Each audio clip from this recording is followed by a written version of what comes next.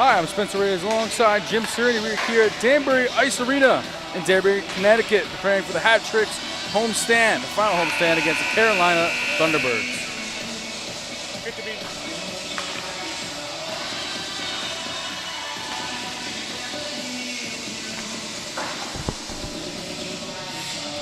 This should be a great game today. The Hat Tricks were setting a 34-21-3 with a total of 100 points in third place up against the Carolina Thunderbirds, who have a win-loss record of 31-23-5 with 95 points, sitting at fourth place in the FBHL. Yeah, and the most important thing here is, yes, the record, but it's the points percentage. Yes. And, that's how the playoff seedings and that's how everything is determined in the FBHL. And right now, Danbury comes in at 575 points percentage. That's third in the league behind Columbus at 609 and Watertown, who clinched first place a couple weeks ago at 736. The team that wire to wire has been pretty much the best team in the league this year. But the real race in this final weekend is going to be Carolina and Binghamton, the 4 and 5 teams in the league. Carolina comes in with the 520 points percentage. Binghamton 515. So this game is huge for Carolina tonight. Important for the Hat Tricks as well, but huge for Carolina, especially because they close in Binghamton Friday and Saturday head-to-head. So this is one of the times the schedule really plays itself out, where you have two division rivals up against each other to finish off this regular season, jumping into postseason play. Yeah, absolutely, and that's kind of gives an exciting vibe, to tonight's game and the final weekend, something to play for. But in Danbury's case, Coach Dave McIsaac and GM Billy Mccreary have decided to pull back a little bit here. Yes. The focus is on the playoffs. It's on trying to win a championship. And to do that, they're going to rest a whole bunch of their top players this weekend. They're not going to sweat the details of tonight's game, Friday's game in Watertown, or Saturday here at home against Delaware, because to them, where it really counts begins Monday night, the beginning of the Commissioner's Cup playoffs. The best of three that starts on Monday. So they're not going to sweat it tonight. That means Captain Johnny Ruiz is out, and that only begins the list of scratches.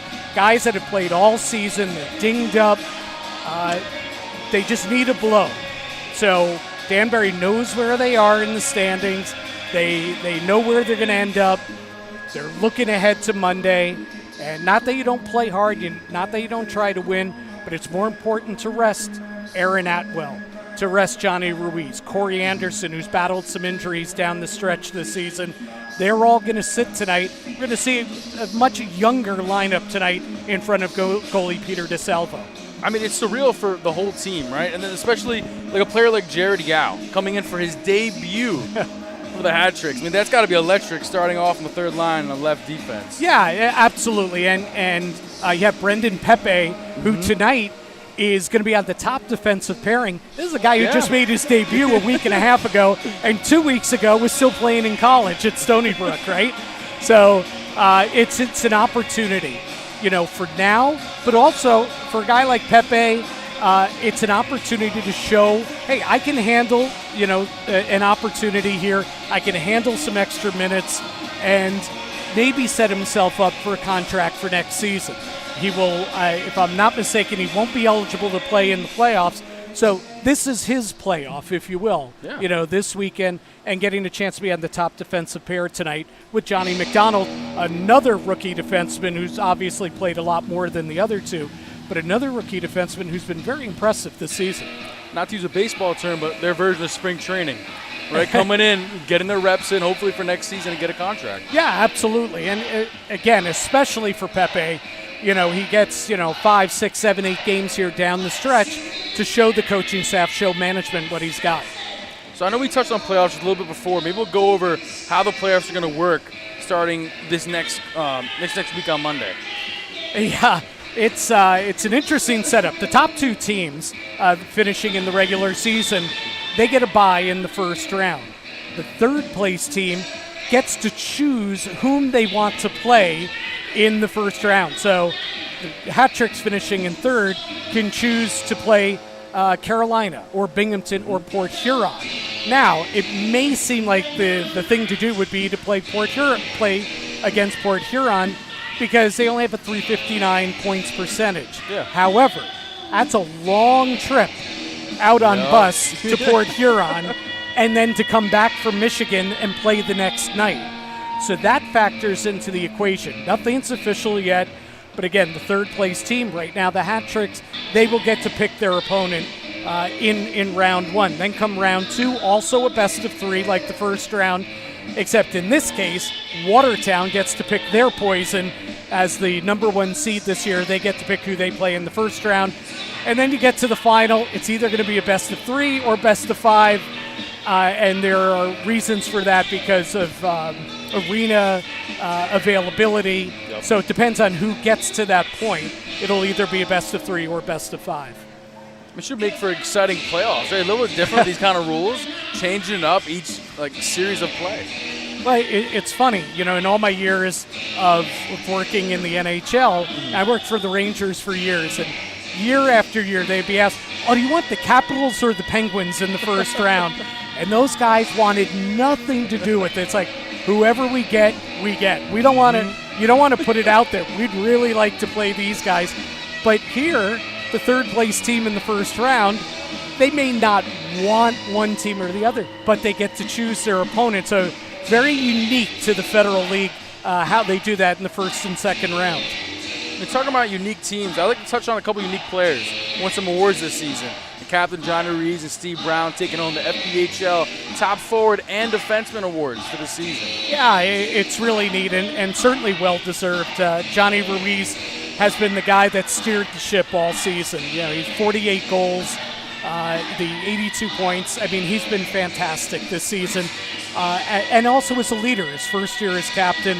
I was talking with Billy Mccreary, the GM, before the game, and he said, he reiterated how Johnny is everything we want a Danbury hat trick player to be. And he said he's grown so much this season as a player, as being the go-to guy, the guy that the other teams plan against. We got to shut him down. That's a big responsibility night in, night out. And also growing as a leader as well. It's his third year in the league, second year with the Hat Tricks, and he took on a lot of responsibility on and off the ice this year. And it's, it couldn't have gone any better. He's played every game this season, and he's played through a handful of injuries at an elite level all year. And, he'll sit out tonight. He'll be a healthy scratch tonight. But certainly very deserving of that honor. And kudos to Steve Brown as well, who Billy Mccreary said, he's the quiet guy. If he wasn't so big, you may not notice him on the ice. He said that's because he doesn't make any mistakes. But you notice him because he's big and he throws the big hits and he'll protect his teammates. But what you may overlook is he's not making mistakes. And that's what you want in a defenseman. You want the guy to make the smart play, and that's what Stevie Brown, the veteran, has done this year. So kudos to each of them. Yeah, they both had a great season thus far, even winning first team selections of the all FBHL team as well. Yeah. I mean, it's a totally impressive way to end off your season. Yeah, and we should point out as well that Billy Mccreary was named the winner of the Founders Award as well, really for dedication to the league and making the league as well as the Hat Tricks just better. Any way he can, on and off the ice, that dedication.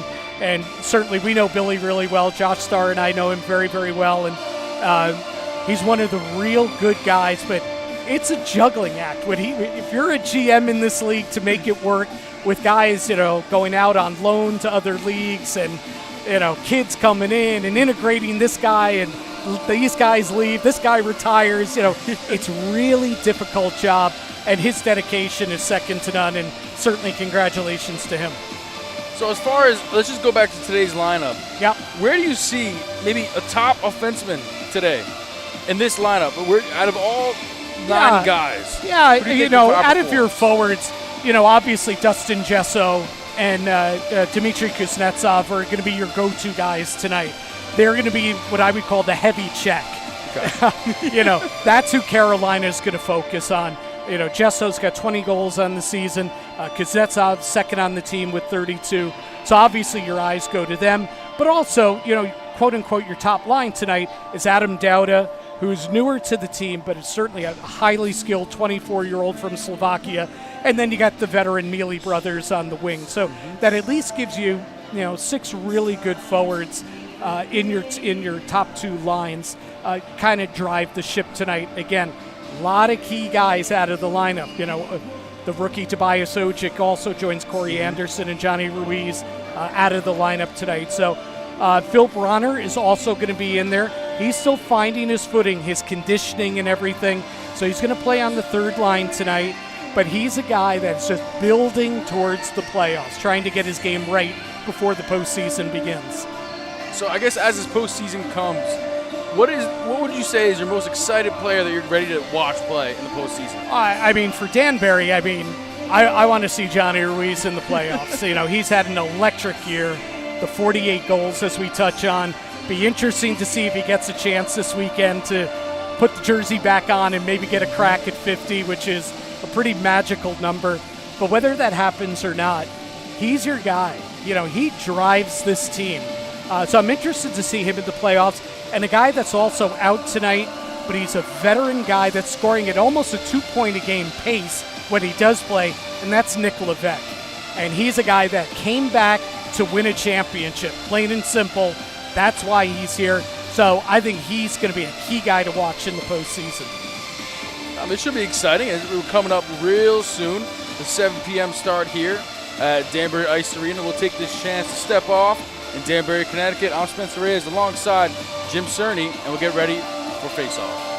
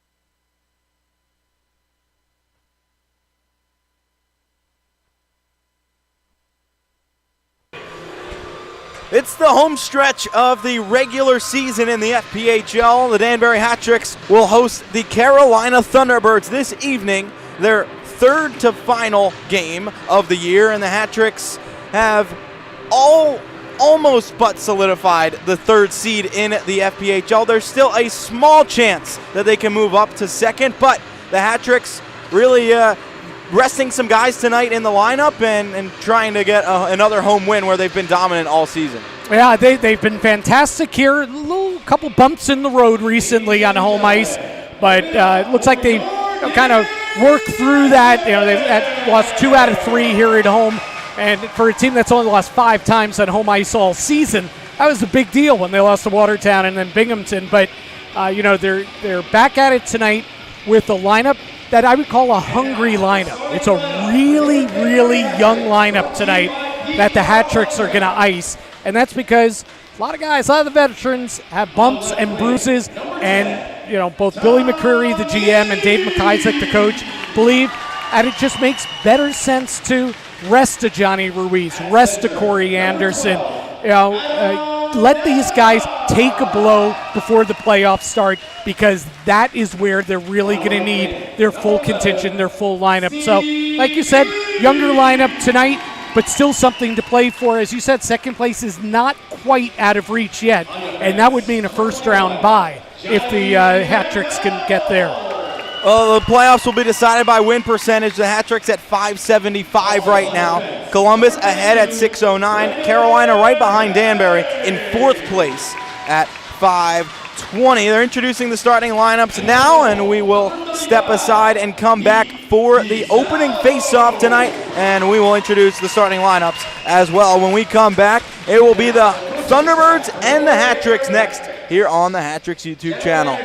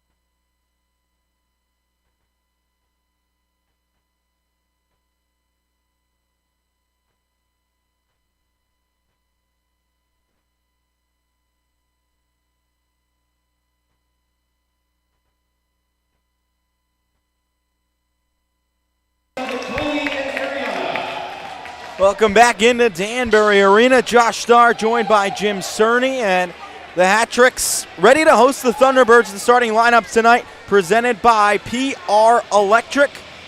It is Nicholas Modica in goal for Carolina tonight. And then it will be John Butita, the captain, on the left wing. Blake Peavy in the middle, and Everett Thompson on the right wing. Thompson usually a player that only plays home games for Carolina, but in the lineup tonight. And then it will be Powell and Peshtuka on the back end for the Hat-Tricks. It is tonight's top line of Adam Dowda centering the Mealy brothers, Tom on the left, Steve on the right. On defense, Johnny McDonald, Brendan Pepe, and in goal is Pete DeSalvo. We are just about ready to get underway here. Hat-Tricks will move left to right in the first. Carolina right to left. Danbury in the home black sweaters, black pants and black buckets. Carolina the road whites. Orange numerals on the back, and we are underway. The Hat-Tricks win the opening face-off to start this one. It's McDonald out of his own end, left side. Tom Mealy tips in, and the Hat-Tricks will chase around into the near corner. Steve Mealy works it off the wall there. Dowda, top in the near circle, rips it from the top of the slot. It's blocked by Powell. He's stripped from Mealy. Steve down low, bottom of the circle, steers it out in front. Tom had his stick lifted, and Carolina will outlet. Everett Thompson off to the left wing through center. Butita tips it into the Hat-Tricks end. Backhands out in front. One-timer, Peavy steered it wide of the net. The Hat-Tricks turn it ahead and will make it out of their own end. 40 seconds in. No score. Hat-Tricks and Thunderbirds. Second to last home game for Danbury as they dump in and will change for the first time tonight. Moving right to left out of their own end, the Thunderbirds through center. Oakes across the Hat-Tricks line. Daniluk pins him against the wall, and Oakes turns it around near side. McLean will take it off the near boards and shoot it up and over the net, and it is taken around up to the point. DeSalvo out of the net as Carolina dumps it back down low. Loves to play the puck. Pete DeSalvo plays Dustin Gesso up the left wing. He'll speed into the offensive zone. 1:15 into play and no score. A battle ensues in the Carolina end on the far wing. Taken by the Thunderbirds up to the point. Kept in by Evan Lugo.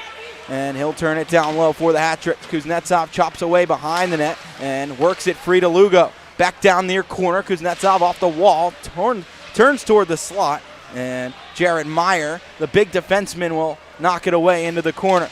Gesso barrels in the corner. Bryce French, the former Hat-Trick, plays it up the wall and gets out to center, making his Carolina debut here tonight back against his former team.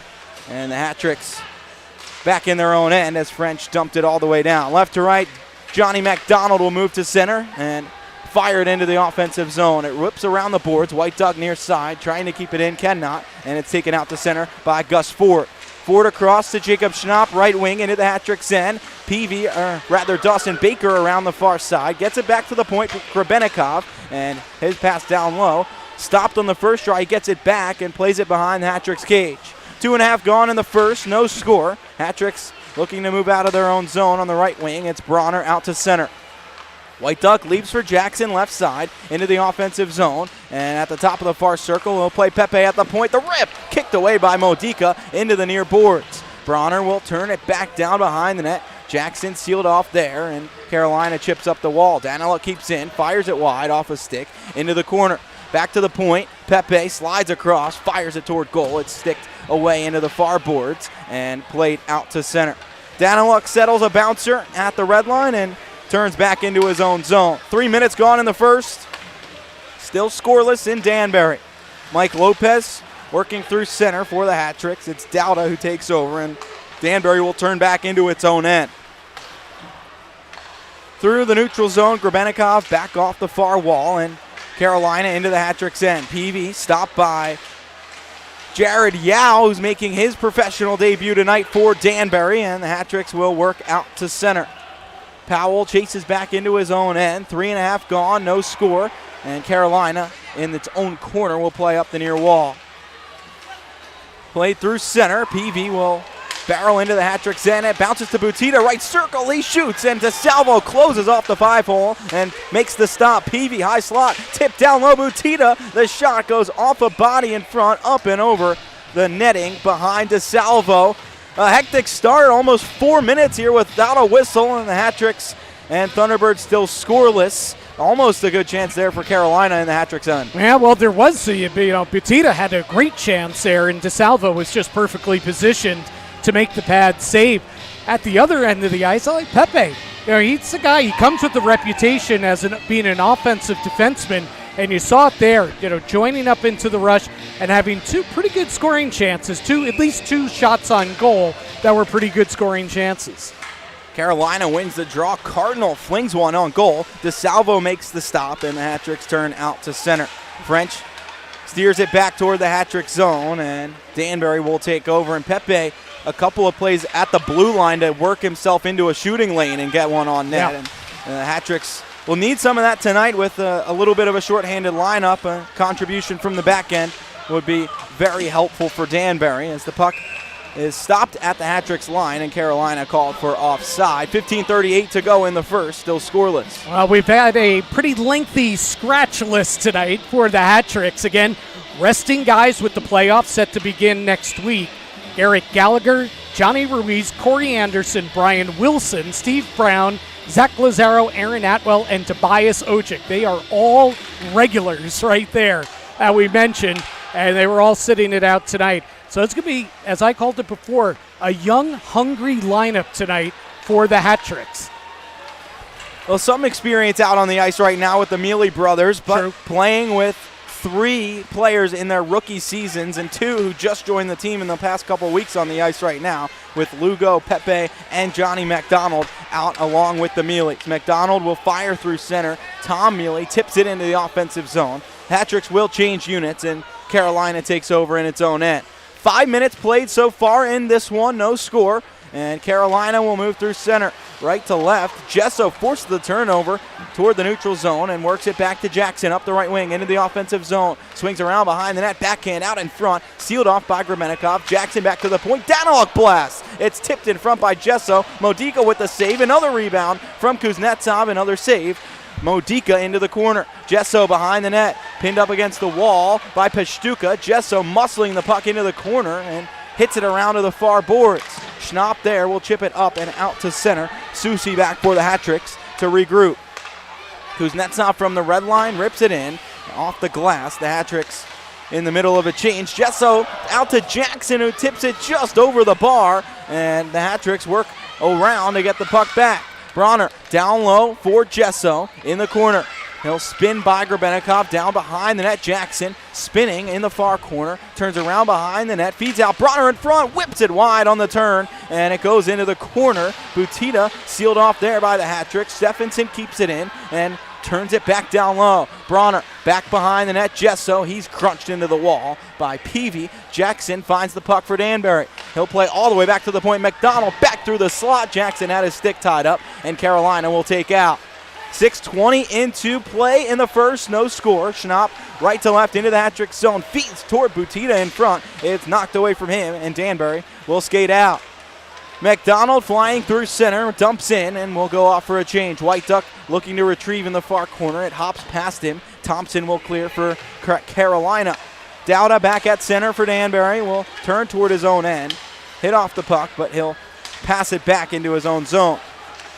Daniluk will work out through center. It's tipped in by Dowda, and Carolina will retrieve in its own zone. 7 minutes played in the first, no score, and Carolina speeding through center with Cody Oakes. Down low behind the hat-trick's net.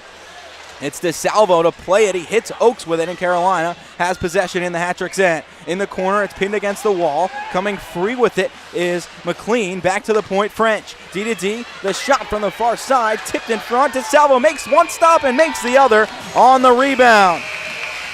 Cangelosi making that shot from the point, and DeSalvo able to make 2 big stops for the hat-tricks. 12:42 to go in the first, and no score so far in Danbury.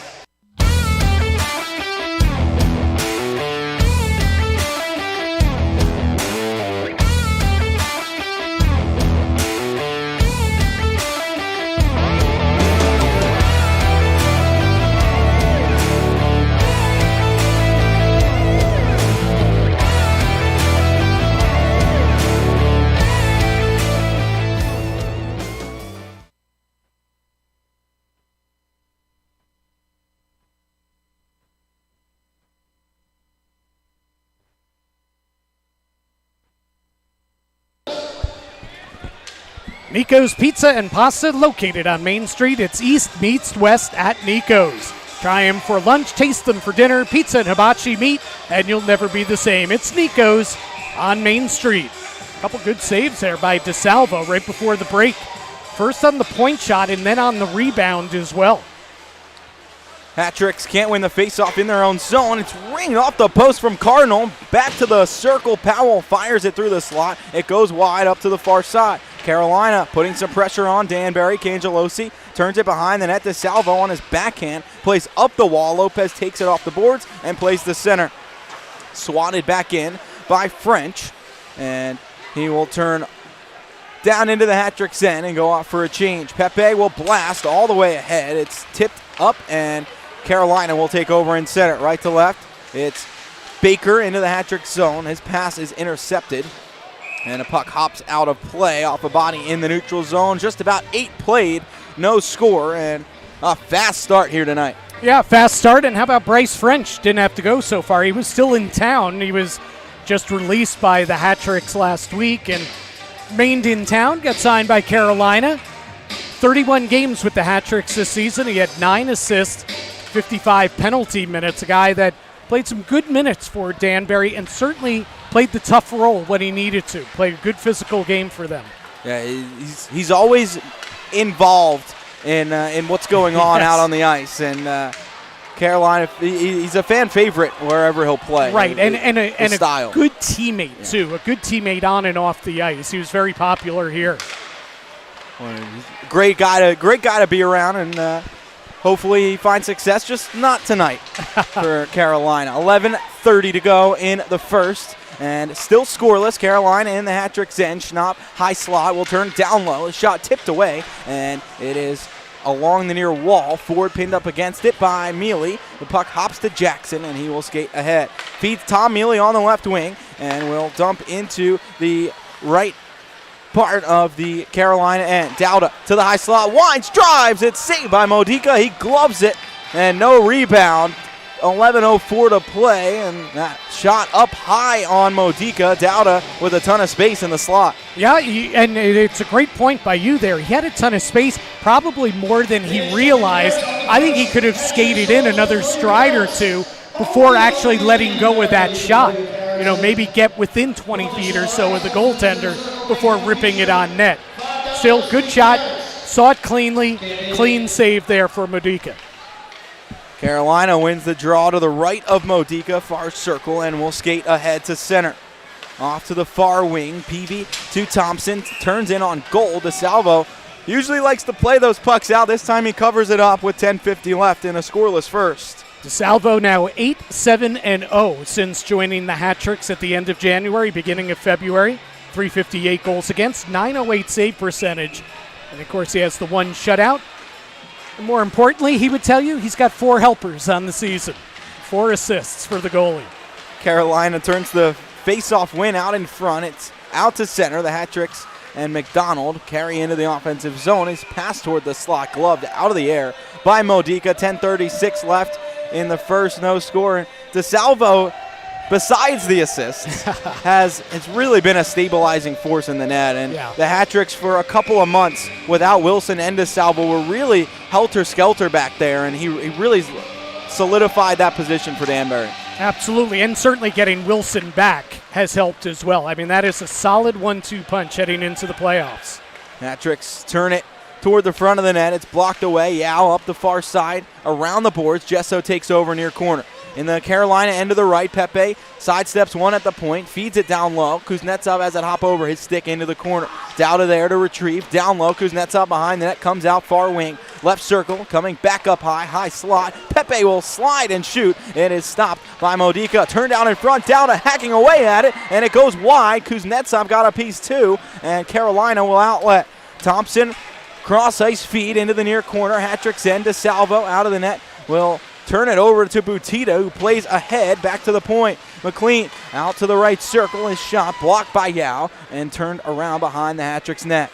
Dowda outlets, past is knocked down by Cangelosi. The Hat-Tricks find it and take over.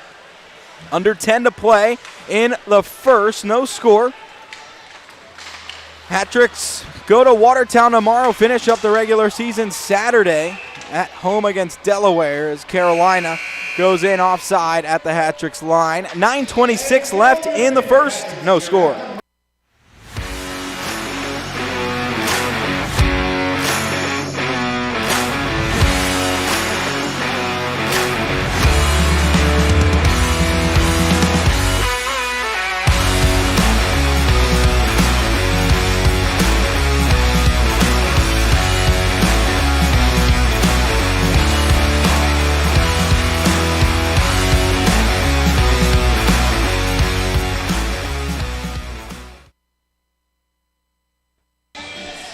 Well, Litchfield Distillery is the spirit of hard work. The batchers of Litchfield Distillery, in honor of the early farmers of Northwest Connecticut, present to you the locally made Litchfield Distillery bourbon, vodka, and gin. Grab it at the rabbit hole right here at Danbury Arena and hoist the barrel with the Hat-Tricks. There's been a lot of hoisting this year. We got to go on a tour this week of Litchfield Distillery. Now, see, we would mean that I was true. included. You were not. Nope, you weren't there. I got to go. A couple of players went, and it was a good time. I learned all about how they make their how they distill fine products. Yeah, I love it, and I'm into that. I love distilleries. I've gone on a few tours. It was a great time, and thanks for my invite. After the game, I'll take in some of the products. Yeah. Well, again, thanks for the invite. Much appreciated. You're welcome. Always. Hey, always. We're always. You were there with me in spirit. In spirit. Yes. Spirit. Get it? Oh, that's good. 9 minutes to go in the first. No score. Carolina right to left through center into the Hat-Trick zone. It's dumped in. DeSalvo turns it over behind the cage. The Hat-Tricks clean it up. Stephenson off to the right wing. Broner. He'll chip to center on the left side. White Duck will knock into the offensive end. In on Modica, he will leave it to the side, and Grebenikov takes it out of the corner up the wall. Schnapp backhands the center. Hat-Tricks take over in the neutral zone, and White Duck will skate into the offensive end. Around the boards, behind the net, Powell sticks it toward the corner, and he'll take over. Fans on his outlet pass. Hat-Tricks push it back in behind, and Carolina out to center. Danbury right back in, left to right. Lopez will tip it into the corner, far end. Ford takes it out of the corner for Carolina, off to the near side. Schnapp tips to Powell, and the Thunderbirds get out of their own end. Through center into Danbury territory. DeSalvo again out of the near corner to play the puck up the wall. He does get it to center, and it's Baker there for Carolina. Back into his own zone. Cody Oakes behind his own net to the right. 7:45 to go in the first. Passes ahead to Schnapp, who tips into the Hat-Tricks end. DeSalvo behind the net, leaves for Daniluk, and Susi will take over. Up the right wing, off of Steve Mealy's stick, ahead in the neutral zone. Bryce French turning around there and whips it up the near boards. Ford can't hold on. It's the Hat-Tricks into the offensive zone. Finberg down low to the circle, tries to chip out in front. It's stopped by Modica. He shrugged it off with the right arm, and it goes up out of play with 7:19 left in the first. That was a real neat move there by Tal Finberg. He got, a step on the D, got below the circle, and, he's on the backhand. And then at the last instant, he goes to the forehand, and it got, good height on the shot from in tight. Really, really good move by Finberg and a real good save by Modica. Carolina wins the draw in its own zone. Meyer will launch it down the ice. It rolls on edge, side of DeSalvo, so he'll let it go for icing. Against Carolina, no score, 7:12 left in the first. Then 8-7 the shots in favor of the Hat-Tricks. It really feels like both teams have kind of had an even start to this game. Yeah, I like Danbury's start. I was real curious with that many key veterans out of the lineup tonight. What would the overall look be? But it's not only been a competitive start, but it's been a very energetic start, I think, so far for Danbury. DeSalvo made a couple saves. The Hat-Tricks have generated a few chances. Carolina wins the draw, dumps all the way down, icing waved off. Late as Daniluk has to go back into his own end. He's knocked down in the corner. Pepe will take over, under 7 to play in the first. The Hat-Tricks will outlet out through center ice. Steve Mealy all the way into the far corner, offensive end for his brother Tom, around the net. In the corner, it's played back out to Steve. He tries to go through his legs. It was knocked away. Thompson carries out. right to left, far wing into the hat-trick's end. McDonald stays with him, launches down the ice. Icing is called as French gets back to touch up with 6:35 left. So I was talking with Billy Mccreary before the game, and he said, yes, they're resting some guys, and, some guys are nicked up. It's been a long grind of the season. But he said it should be a full contingent of Danbury hat-tricks ready to begin the playoffs on Monday. And that includes Nick Levesque, who's back in town now, not playing tonight, but back in town with the group tonight. The one guy who will not be part of that mix, it doesn't appear, is Nick Mangone, who was loaned to the Southern Pro League just the other day. They're in the playoffs now, so he could come back. He could come back, yeah. Or he could be on a run in the playoffs. And it was Fayetteville? Yes. Yes, I believe so. Fayetteville for Mangone. So Patrick's iced the puck again. 6:20 left in the first, no score. But that's it's good news. For the hat-tricks that, you got some guys with nicks, nicked up and everything, but getting Corey Anderson back last weekend, came back with the hat-trick, of course, is huge for them. And then giving a blow to guys like Corey Anderson, Aaron Atwell, Steve Brown, who all play such, so many minutes out there. Hopefully pays benefits starting Monday. Hat-tricks turn it toward the front of the net. McDonald scores! It was up the far wing. The hat-tricks off the face-off in their own zone, go coast to coast. McDonald turns out in front and has his 6th goal and 30th point of the season.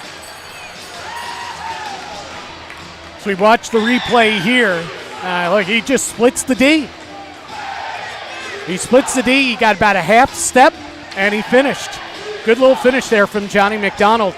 And, here's a guy that's had a real good rookie season, I think. And, he's got to be in the mix. They have some big decisions to make. Who are their 6 defensemen going to be? I think the top 4 are set. Atwell and Brown, Gallagher and Lazaro are going to be your top 4. But after that, it's a little bit of a mix and match. And, I know Johnny McDonald's a kid. I know he's a rookie and all that. But he's given them some good minutes this year, and there's the latest example of it. It's going to be a tough decision to decide who that last pair is going to be. You would think Vinny Susi, if he's healthy, is going to have a good shot at one of those spots, maybe Daniluk. But I think before all said and done, if the hat-tricks go on a run in the playoffs, McDonald's going to be a part of it. They could also dress 7D in the playoffs. That is true. They'll have, at least the plan for the hat-tricks is to have that full complement in the playoffs on the forward crew. So that could leave an extra spot open on the back end just to have some extra depth in front of DeSalvo or Wilson, whoever is playing on that night. And that could be McDonald. He could be in the top 6 as well for this team. And he's on the board here tonight and gets the hat-tricks up 1-0. Yeah, I've seen his defensive game really improve as the season's gone on. He had the offensive skill. You knew he had good offensive skill from the back end when you saw him right from his first couple games. And we saw it there. But where he's really improved, I think, is in his own ends as the season's progressed. He's one of those guys who is staying on the ice a little bit extra after practice during the week and trying to work on those things and really leaning on those veteran defensemen like Steve Brown, Aaron Atwell, and the likes of some of those older players that have been the guidance coaches on the ice and off for these young players. The hat-tricks have really benefited from that veteran leadership as Gesso walks into the offensive zone. Stick lifted, flies in the air. He catches it with one hand, and Carolina will dump it down. Collision in the neutral zone as Thompson will send a cross-check on Pepe. And Pepe wants to go. Thompson not enjoying it, and out in front, the hat-trick to the other end. Gesso will score.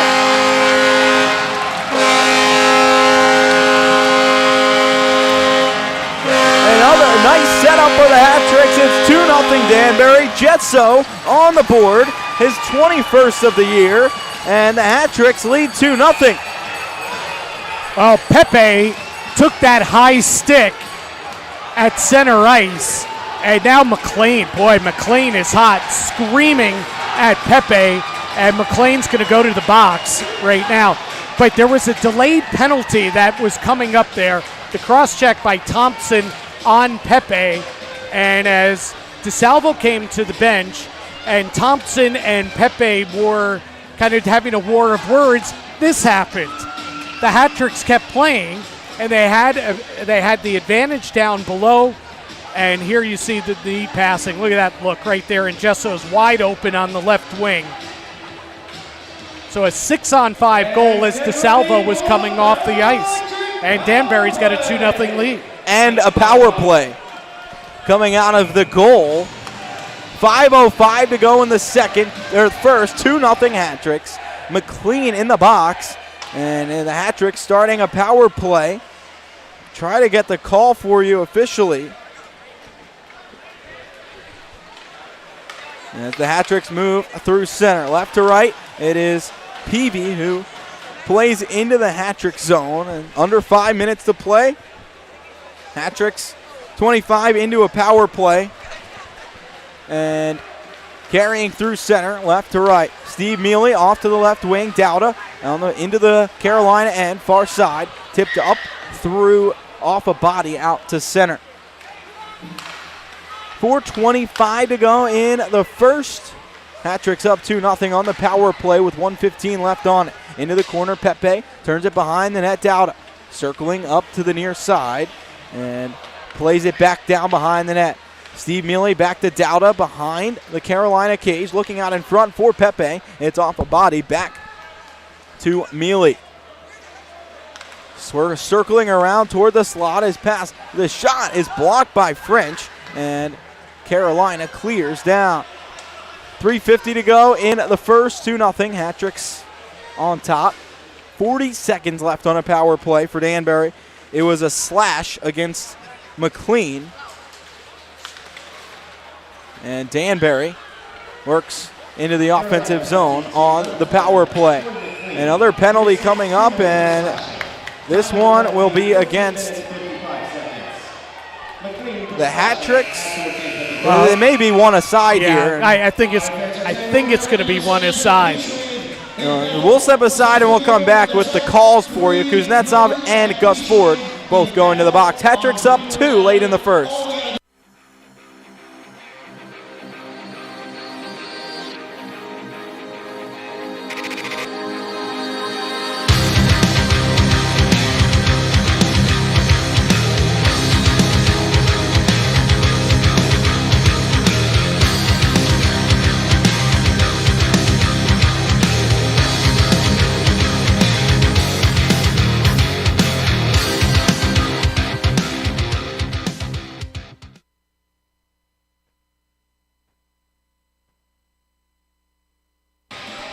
For a comfortable stay with great amenities, the only choice is La Quinta by Wyndham right here in Danbury. As for the Hat-Tricks friends and family rate, you can't beat it. La Quinta, and we have some catching up to do here. Hat-Tricks opened up the scoring at 13:53. McDonald is 6th from Tom Mealy and John Stefansson. And at 14:55, they grabbed a 2-0 lead. Dustin Jesso is 21st from Kuznetsov, and Lugo picking up his first professional point. Actually, that is his second. Second. He was credited with one after the fact for this debut. Right off the face-off, another penalty called. And a hook spotted. Still unsure who this is on. It's against the Hat-Tricks, and Lugo will be the one going off. So that is going to be a 2-man disadvantage now for Danbury for the next 19 seconds. No. Correct? No, I don't think so. Right. Danbury was on the power play, yes. So right, it'll even it up, and in 19 seconds. It will be a regular power play for Carolina. Correct. They did not put the Kuznetsov and Ford minors up on the board. The Hat-Tricks win the draw. McDonald steers it wide of his own net, and the Hat-Tricks move up. Dowda at center, sticks it back into his own end, and Danbury will move forward. 5 seconds left on a 4-on-4, then Carolina will start a power play. McDonald flips it behind the net. It whips around and up the boards. Dowda will take it out to center. He is stripped from behind. Grebennikov across the hat-trick's line. Numbers for Carolina. He'll turn it toward the slot. Dowda got back and blocked the pass. Into the corner, McDonald stuffs it up the wall. Jesso takes it off the boards and will skate to center. Flying his way into the offensive zone, dancing by Powell. Ripped down, gets the puck to Dowda. Back toward the point, Daniluk will drive toward the net. Jesso tips it wide. 1:15 left on a Carolina power play, and Thompson will skate through center. Right to left, far side in the hat-trick's end. Rather, it's Baker into the hat-trick zone, and he'll turn it around behind the net. 1 minute to go on the power play for Carolina. Hat-trick's chopped to center. Tom Mealy will chase after it and has it in the offensive zone. He skates around the net and feeds it toward the front. It's off a skate. Steve has it, takes a tumble into the corner, and Carolina will take over. 45 to go on the power play for the Thunderbirds. And it's into the trick's end. Near side along the point. Cardinal flips it along the blue line. It bounces out to center, and Daniluk will bank it down. 30 seconds to go on the power play for Carolina. 20 seconds left on the penalty to Evan Lugo. The hat-trick's looking to clear here. They do with Phil Broner all the way down. 1:35 to go in the period. Up the right side, Schnapp through center. 5 to go on the power play for Carolina. And a whistle as DeSalvo covers up. All three players exit the box, and some pushing and shoving to the side of the hat-trick's net. These two teams have not been friendly this season. Yeah. And you saw what happened earlier with Pepe and Thompson. And that won't be going away throughout this game as the hat-tricks lead 2-0 late in the first. Yeah, right now Danbury, doesn't have their most rugged lineup out there. So you're going to have to play a little bit bigger than your size.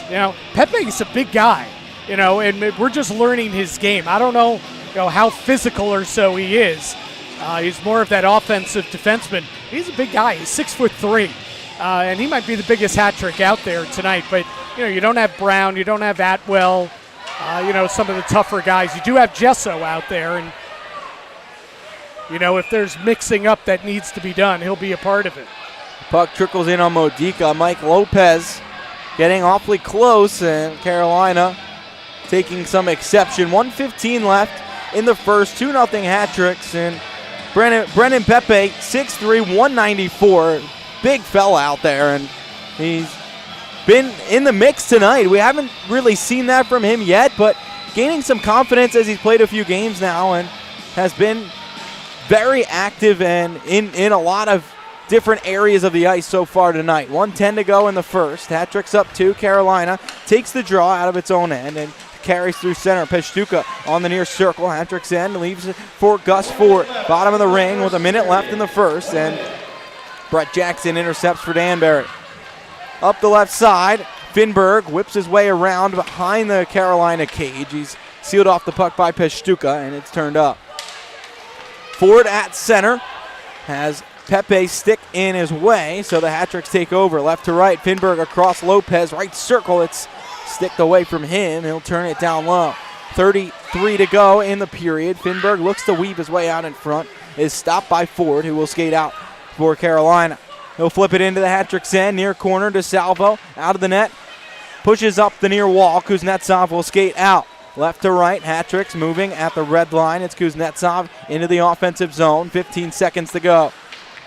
Carolina up the far boards. Danbury forces it back down low for McDonald. It's off Dowda's skate, and Carolina finds it. 5 seconds left as McLean takes it out to center. Into the hat-trick's end, trickling to the side of DeSalvo. He'll corral it with the stick, and that will do it for the first period. 2-0 hat-tricks after one, and it was a strong start for Danbury. McLean going after it. McLean also involved after the altercation with Pepe and Thompson. And this has a feeling it might continue throughout the rest of the night. Yeah, as the teams were heading their opposite ways after the buzzer here, Pepe came off the Danbury bench, and McLean went right to him. He didn't stop and he didn't touch him, but he certainly had a few words for him. speaking of having a few words, Billy Mccreary, the GM of the Hat Tricks, is now behind the bench as well, working alongside Dave McIsaac, will for the rest of the regular season and into the playoffs. And Billy made sure to have a few words for McLean as well. Billy, a guy that's mixed it up once or twice during his playing days, having some words with McLean too. So, yeah, bad blood. It's been there all year between these two teams. Well, the Hat Tricks lead 2-0 after one. We'll be back in a couple minutes with the intermission report, and we will step aside. Until then, 2-0 Hat Tricks after 20 minutes.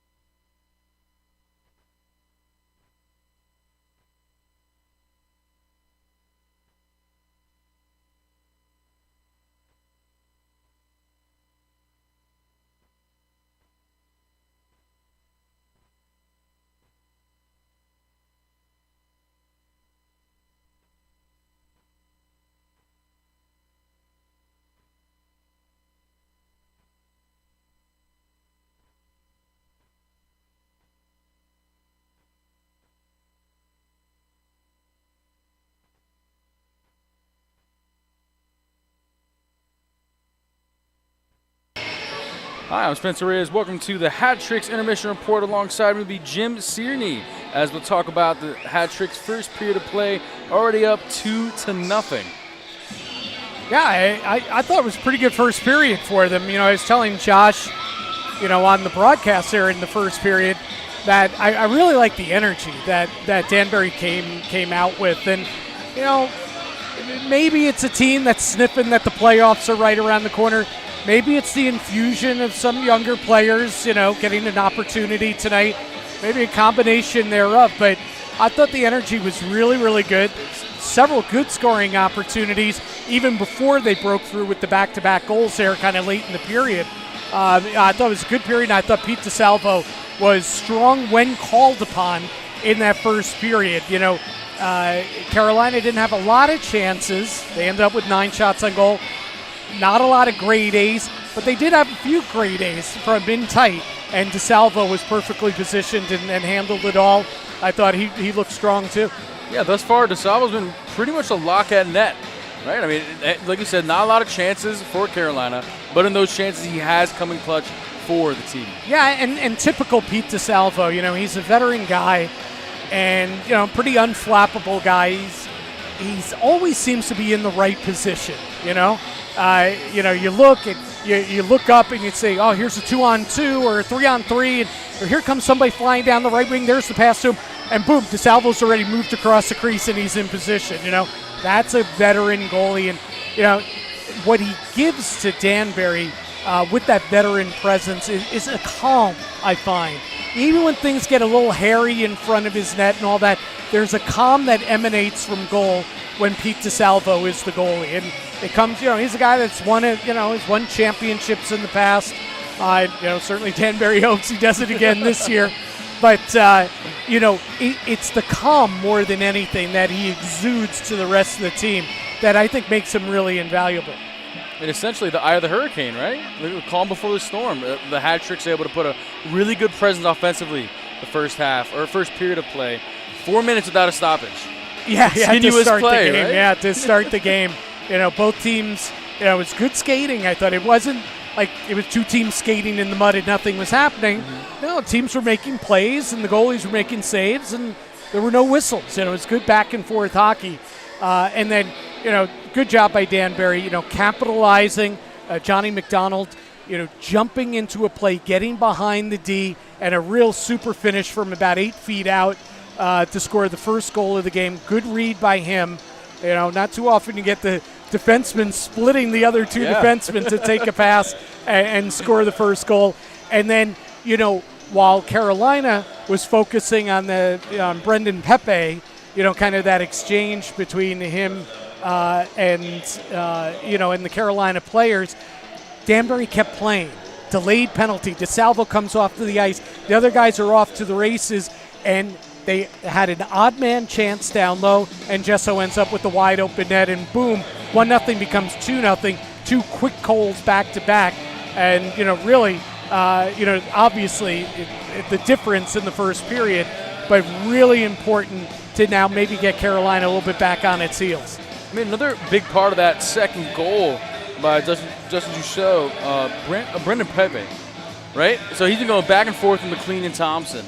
And a lot of grittiness already here in the first period of play. Almost kind of a distraction that wasn't intended, but left a man out when they're going to score. Well, that's exactly it. He drew what was the delayed penalty that ended up not being called because they scored the goal, but he draws the delayed penalty, and then Thompson keeps his focus. Thompson and McLean keep their focus on Pepe.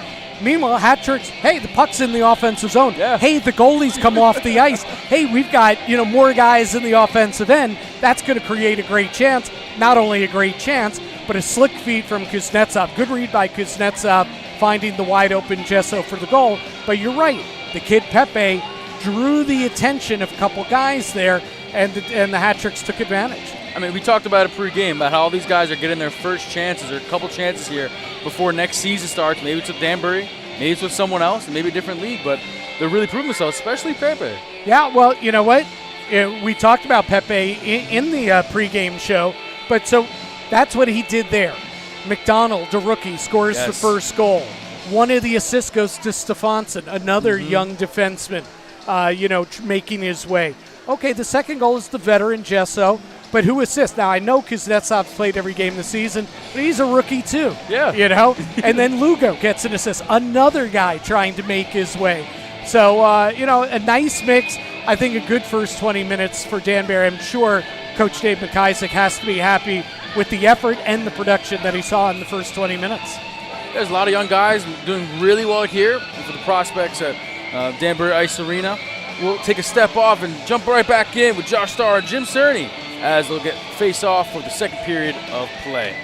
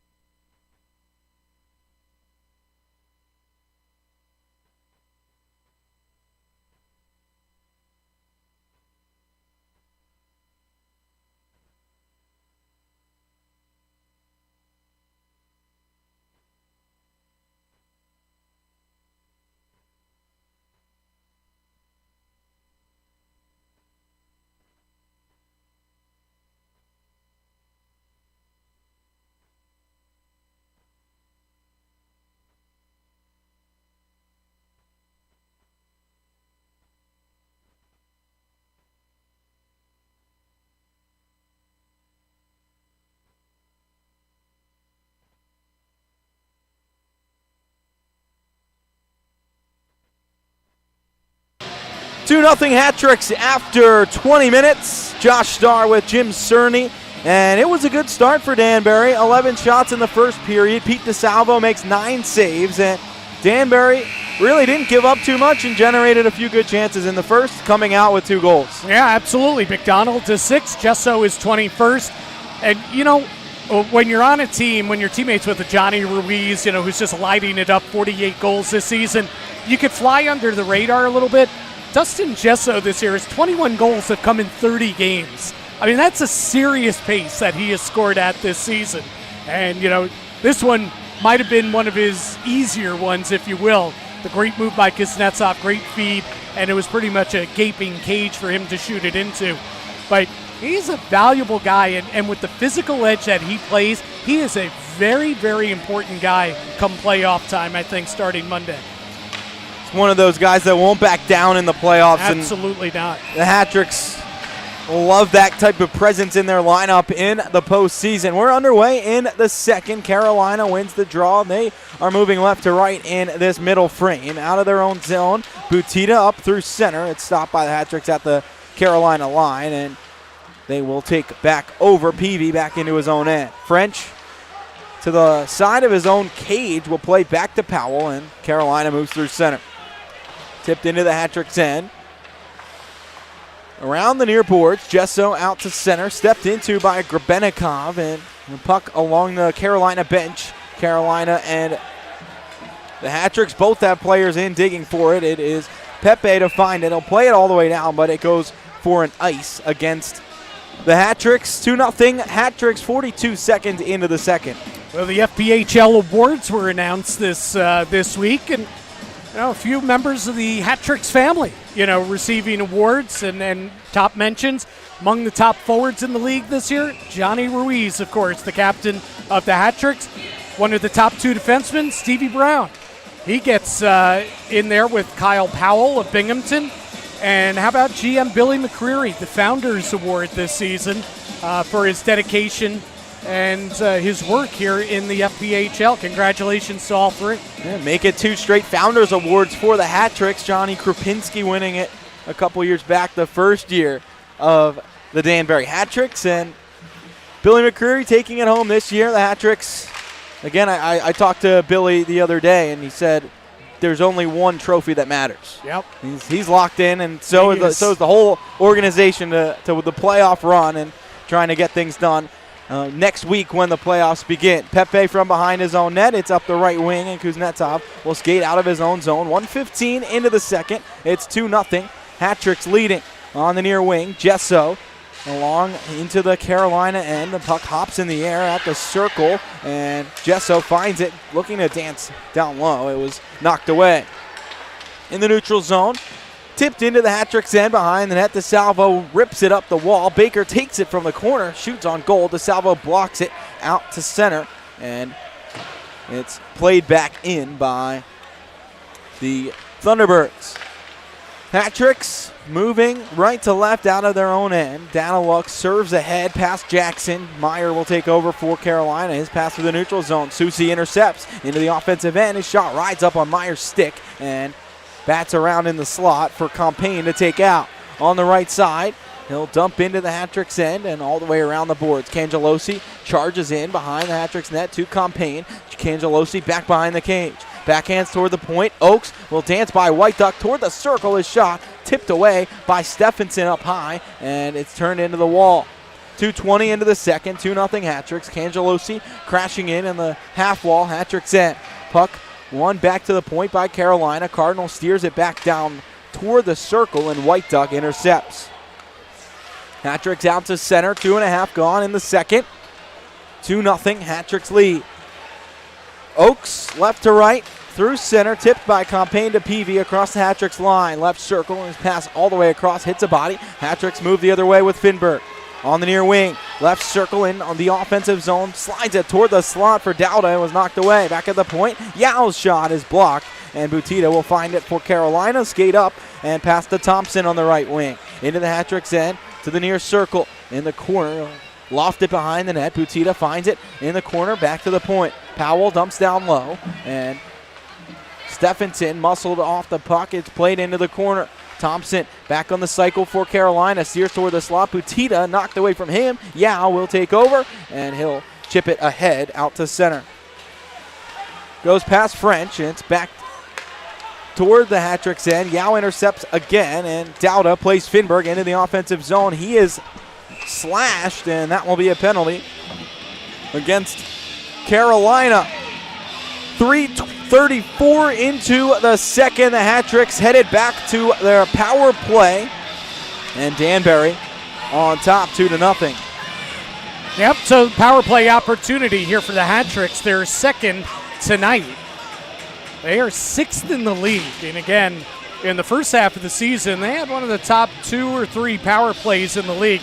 They have dropped to sixth in the league at 17.4%. And on the kill, Carolina's been real good this year, second in the league at 83.2%.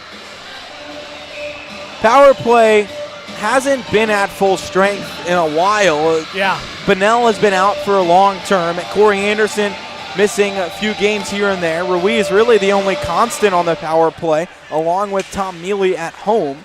But the Hat-Tricks win the draw to start off the power play. Mealy on the far circle, back to the point. Steve, center point, and his shot, it hits a body in front, chipped out, and into the Carolina bench.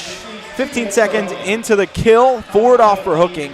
Hat-Tricks on the power play. Yeah, and that's something that, we don't talk about as much now because Gordy Bunnell's been out of the lineup for so long with that knee injury. You're talking about that is a key guy that has been out for now the bulk of the second half of the season. Not only on the power play, but at even strength and shorthanded.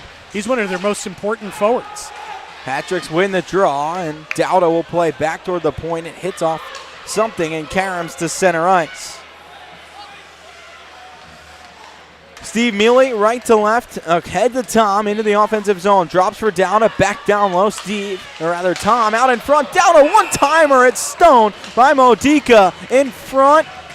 Wow, that's a big stop from the Carolina netminder on the Hat-Tricks power play. Boy, that was a great opportunity there. Real patient setup, allowing Dauda to get into the middle, in between the circles. And boy, what a quick release from Dauda. And Modica came out aggressively. He's not a big guy, but he came out aggressively, and he just smothered that shot from Dauda. Modica making his first appearance since November when he was injured in a game in Carolina against the Hat-Tricks. Hasn't played since, and a whistle blows in the Hat-Tricks end as the net comes off. But the Carolina net really has been manned by Chris Paulin, who's been terrific. Been very good this season. He made it on the awards list. Yeah, he's the second-team All-Star goaltender. Leads the league with 20 wins on the season. 911 save percentage. I believe that's the top among all the qualified goaltenders. Among the qualified maybe goalies. McBurney might be ahead of him, yeah.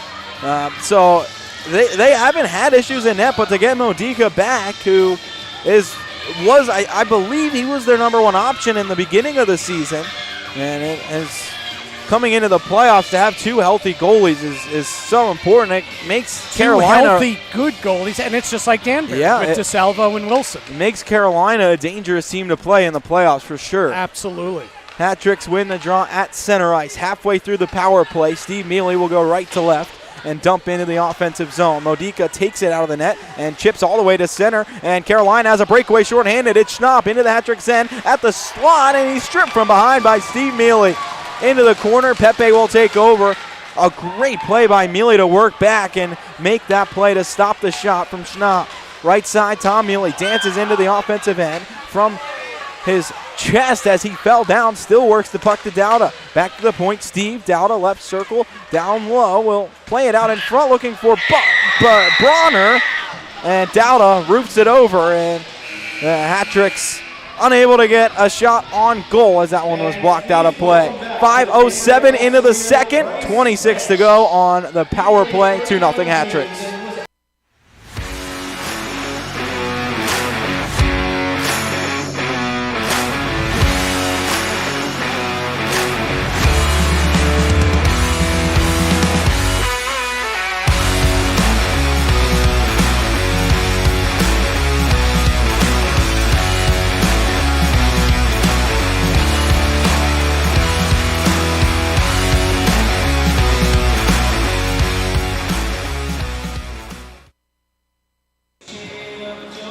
Ultimate Limousine Service in Danbury is the region's premier limo service. You ever ride in a Bentley? Well, you can with Ultimate Limo. If not, you can call them up, and next time you travel, go in style with Ultimate Limousine. That's ultimatelimoct.com. Bryce French welcomed back to the building during the break. I like that. His picture of him in the hat trick uniform up on the scoreboard or the video board. Fans gave him a nice round of applause. He's on the Carolina penalty kill now. The Hat-Tricks turn a puck toward the front. Carolina can't clear. McDonald from the point. Slaps it on goal. Blocker it out of the air from Modica off to the wall. Kuznetsov with 9 seconds left on the power play. And Lugo down low. Feeds it down in front. Kuznetsov on the rebound. Rips it. And Modica comes up with a save. Forward out of the box. Back at full strength. Hat-Tricks play it to the point. Susi winds, drives. It's tipped in front by Gesso, and Modica comes up with the stop. Cangelosi the other way, left to right, deep into the Hat-Tricks end. Just about 6 minutes gone in the second. Hat-Tricks up 2 and unable to convert on the power play moments ago. Kuznetsov will shovel it out to center. It bounces in the Carolina end and will go for icing against Danbury. 6:01 into the second. Nicholas Modica is not the biggest guy. I said that before. He's 5'9", about 160, 165 pounds. I tell you, he's got quick reflexes, and he's very aggressive. He challenges the shooters. Like the time he came out and stuffed Dauda in between the circles. I'm impressed with him so far. I know he's allowed 2 goals in this one so far, but he looks pretty good. And he's coming back from that injury. You got to figure he'll probably play 2 of the 3 games this weekend that Carolina has before the playoffs begin for them on Monday as well. Get him back into it a little bit before the playoffs start. Paulin not even dressed tonight. It is Brandon Brown behind or as the backup tonight for Carolina. So trying to get Paulin some rest as they head into the final couple games and the playoffs. Hat-Tricks play it to center ice, and Carolina turns back toward the Danbury zone. 13.5 to go in the second. It's 2-0 Hat-Tricks. Bouncing puck at center. It's Finberg for Danbury carrying in. Meyer stops him. Will chip it up the wall. Finberg recovers back at the neutral zone.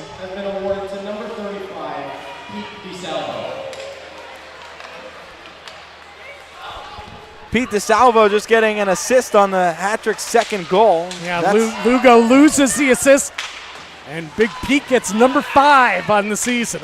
He's going to be happy about that one. He's going to go to bed happy tonight. Hat-Trick's on the offensive zone. A shot from Daniluk, stopped by Modica, side of the net. Jackson bodying the much bigger Meyer to win the puck back, but his pass was intercepted, and Lopez will take it back in center. Back into the Carolina end. Left wing, Lopez steers toward goal. Played into the corner by Modica. Finberg has it back. Far side at the circle. Back to the near wing. It's Lopez backhand out in front looking for Jackson, who forces the turnover. Finberg rips it from the slot, and Modica comes up with a stop. Out at center. Yao will take over. That might be too many men on the ice.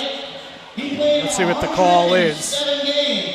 The Hat-Tricks bench not happy with the call. Yeah,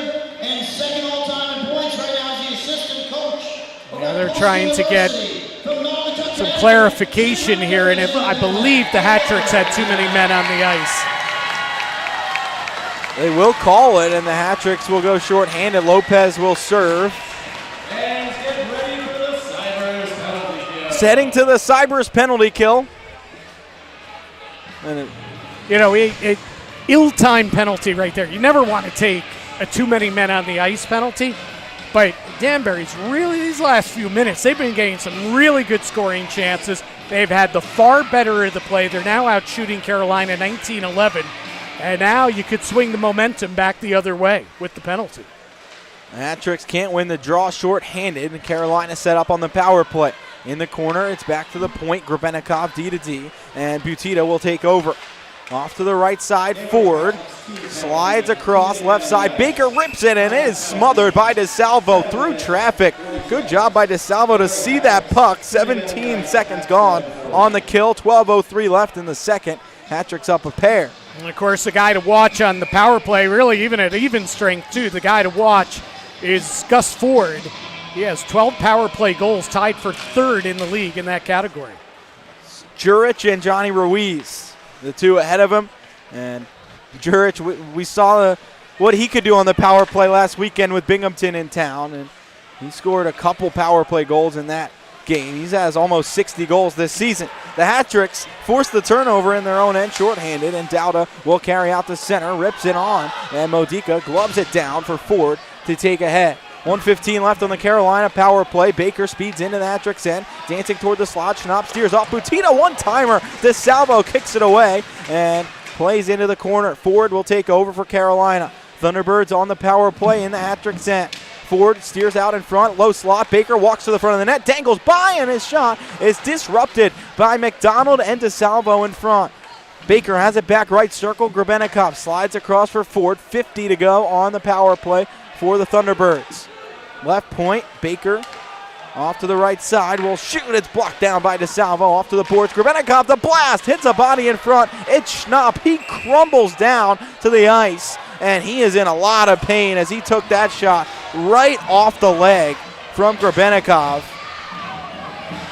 And the Hat-Tricks. Yeah, the Hat-Tricks will take this whistle, too, because it's getting a little scrambly there in their own end on the penalty kill, but of course, the bigger concern is Schnapp right now. I mean, he got drilled by that shot, and he is being helped off the ice right now, kind of favoring his left leg.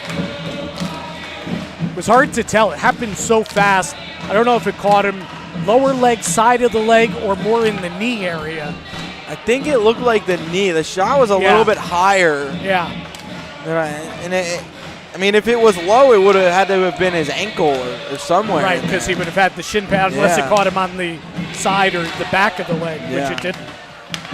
So Carolina will have a face-off in the neutral zone on the power play. 30 seconds left. They win it and dump into the Hat-Tricks end. Cangelosi far boards, skates by Broner and turns the puck down low. Pepe intercepts, slides ahead to Broner, and he will be able to clear all the way down. Dumping it into the Carolina end. 14 to go on the power play for the Thunderbirds. White Duck charges in and pins the puck against the wall, short-handed in the Carolina end. White Duck able to kill off a few extra seconds, and the Hat-Tricks will get Lopez out of the box and back to full strength as Carolina enters the zone. Meyer out in front, tipped by Cangelosi, and DeSalvo slides to his right to make the stop. Power play ends, a big chance for Carolina, possibly better than any they had on the power play, and DeSalvo stands tall with 10 1/4 left in the second. Well, I talked about how right before the penalty kill, about how taking that too many men on the ice penalty was so ill-timed because Danbury had really tilted the ice and really was putting pressure on Modica. Well, what happens? A couple good chances by Carolina on the power play. They continue the momentum right afterwards with that good opportunity by Cangelosi. Danbury will have to find a way here now to swing the momentum back their way. It's halfway through regulation, 2-0 Hat-Tricks, and they work through center. Jackson tries to tip in, and it hits the linesman, and the Hat-Tricks go in offside. We will take a break here in Danbury. 9:53 left in the second. The Hat-Tricks up by 2.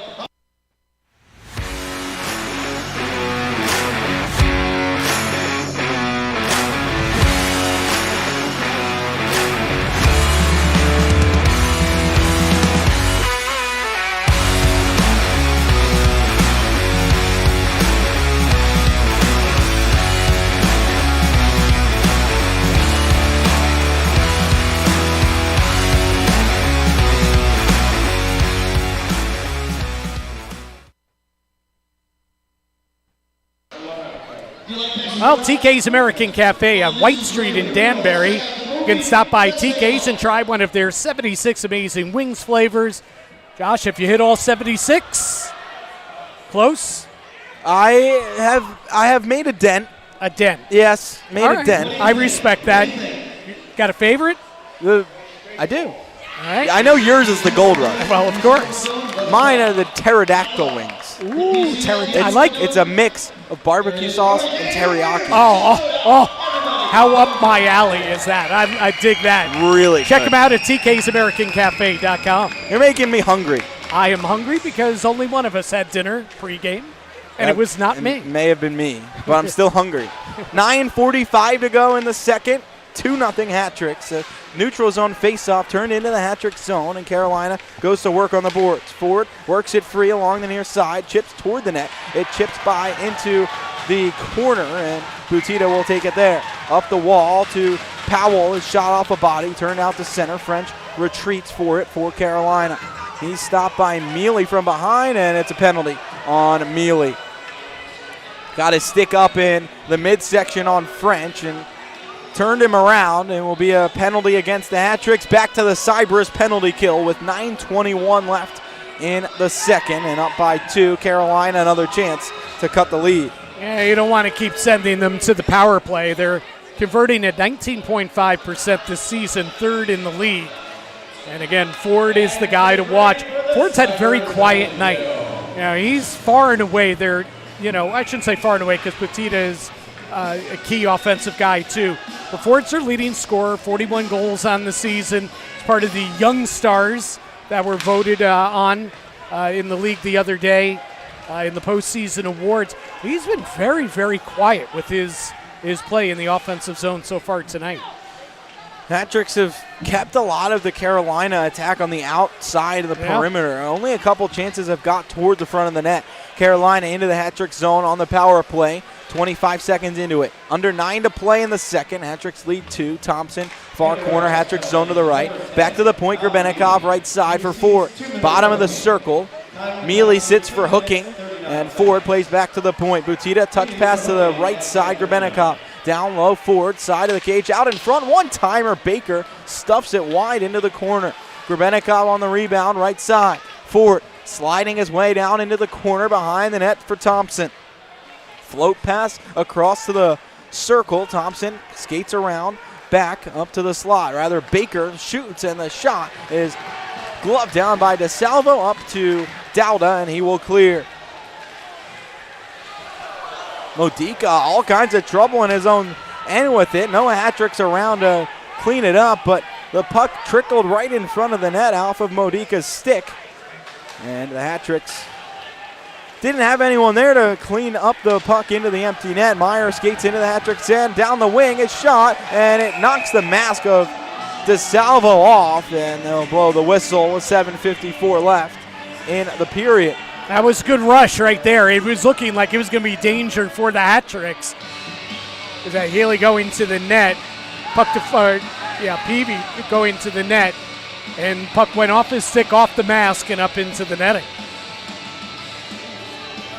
DeSalvo does this all the time.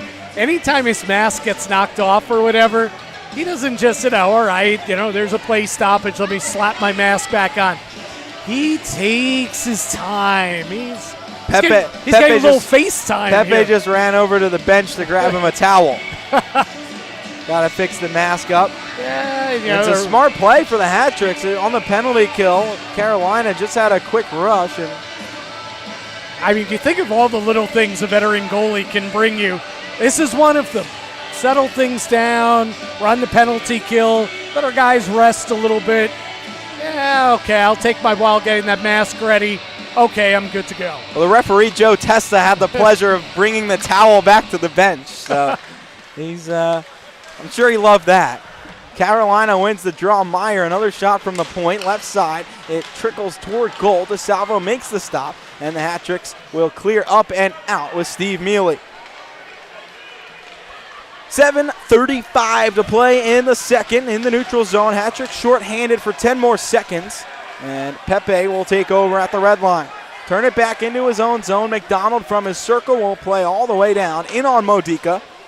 And he will pass ahead out toward the hat-trick's penalty box where Tom Mealy exits. Back to full strength. It's tipped into the hat-trick's end by Cardinal. DeSalvo will leave it behind.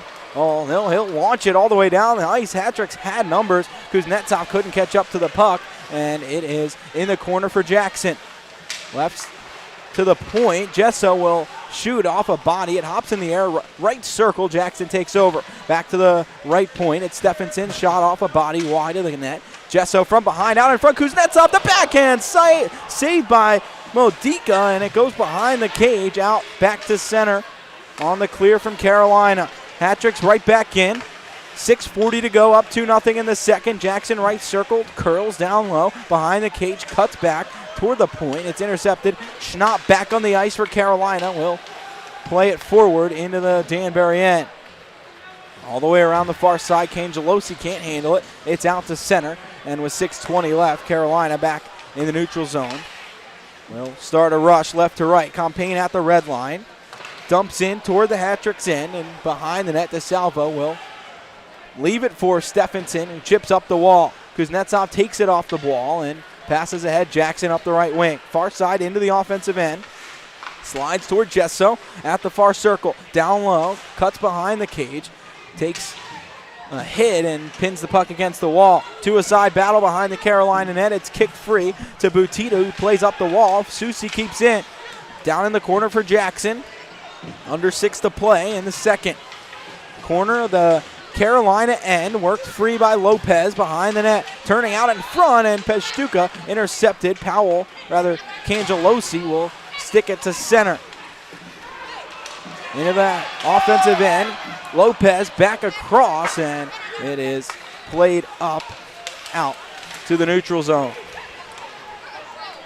Baker back to the Hat-tricks end. Off, and Susi intercepts.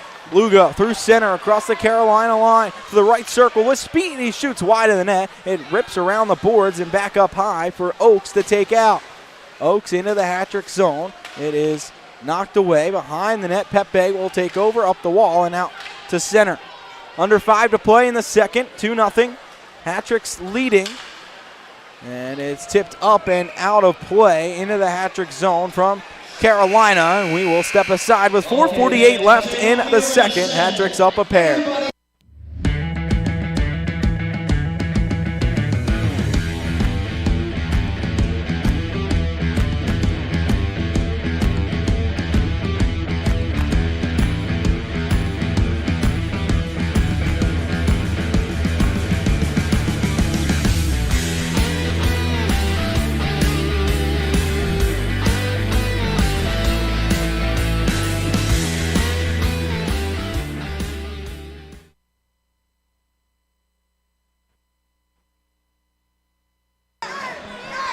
Hat City Physical Therapy is the physical therapy provider for the Danbury Hat-tricks. Their facility is located on Federal Road right here in Danbury. Hat City Physical Therapy is owned and operated by the medical director of the Danbury Hat-tricks, Dr. Lee Day. Dr. Day and his staff provide outstanding physical therapy care for a range of diagnoses and problems. Give them a call for all of your orthopedic and physical therapy needs. 4:48 to go in the second period. Danbury had a 2-0 lead after one. They still have a 2-0 lead. Carolina, they're no lock for fourth place right now. They have 2 games against Binghamton, who's right behind them in the standings. So this is an important game for Carolina, an important weekend for them, because they go to Binghamton after this to play 2 against the Black Bears. Hat-tricks into the offensive zone. The shot saved by Modica. It trickles around in front. Mealy crunched in front of the net, and it's played out by Carolina. Left to right, Powell into the Hat-tricks end. Turns to the far corner. Peavy will take over there. The Hat-tricks find it and bring it up the boards. And we'll go all the way down. Steve Mealy into the offensive zone to negate the icing. 4:05 left. French up the near wall for Carolina. Out to center.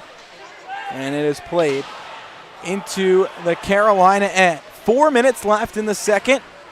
Hat-tricks up 2. It's all the way into the Hat-trick zone to the right. DeSalvo out of the net. Turns up the near wall. White Duck will chip it ahead, and Jackson carries out.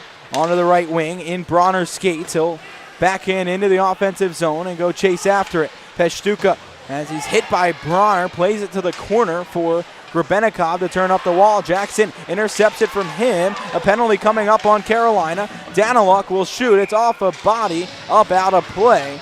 3.5 to go, and a great job by Jackson to force that turnover and draw the penalty. Yeah, and Jackson's done that quite a bit this season. He's a little guy, but he weaves his way through the bigger guys, and he draws quite a few penalties. He's just he's a ball of energy is what he is, and he draws one there just inside the blue line. Big power play here. Danbury with the 2-0 lead already. They can pad it, add a third one before the second period's over. That would be certainly optimal. Well, headed to the Fbhl Electric power play. You need power. Pete is going to light you up. FbhlElectricLLC.com. Hat-tricks win the face-off to start the power play. The shot in, tipped by Lugo, saved from Modica. Lugo back in the corner, plays it to Gesso on the far boards. Works his way down into the corner and back to the point for McDonald. Walks across the line and plays Susi, high slot, back to the far circle, Gesso. Center point, McDonald off the left side, one-timer, Kuznetsov, and Modica kicks across with the right leg.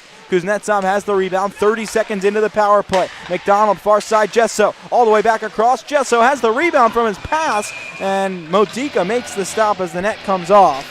2:56 left in the second. 2-0 Hat-tricks, 34 into a power play as Grebenikov sits for a hook. Kuznetsov's had a couple good opportunities in this period. Tied for 11th in the league with teammate Corey Anderson with 32 goals on the season. And he just missed out on being one of the young stars, even though he has had a terrific first season here with Danbury. Cardinal into the hat-trick zone, short-handed, the shot is saved by DeSalvo, a penalty coming up on Danbury. That'll do it for the power play as a hook spotted and a short-handed breakaway for Cardinal earns Carolina a short power play once the 4-on-4 ends in 1:17. The Hat-tricks haven't sent anyone over to the box yet. Kuznetsov doesn't want to admit that it's him.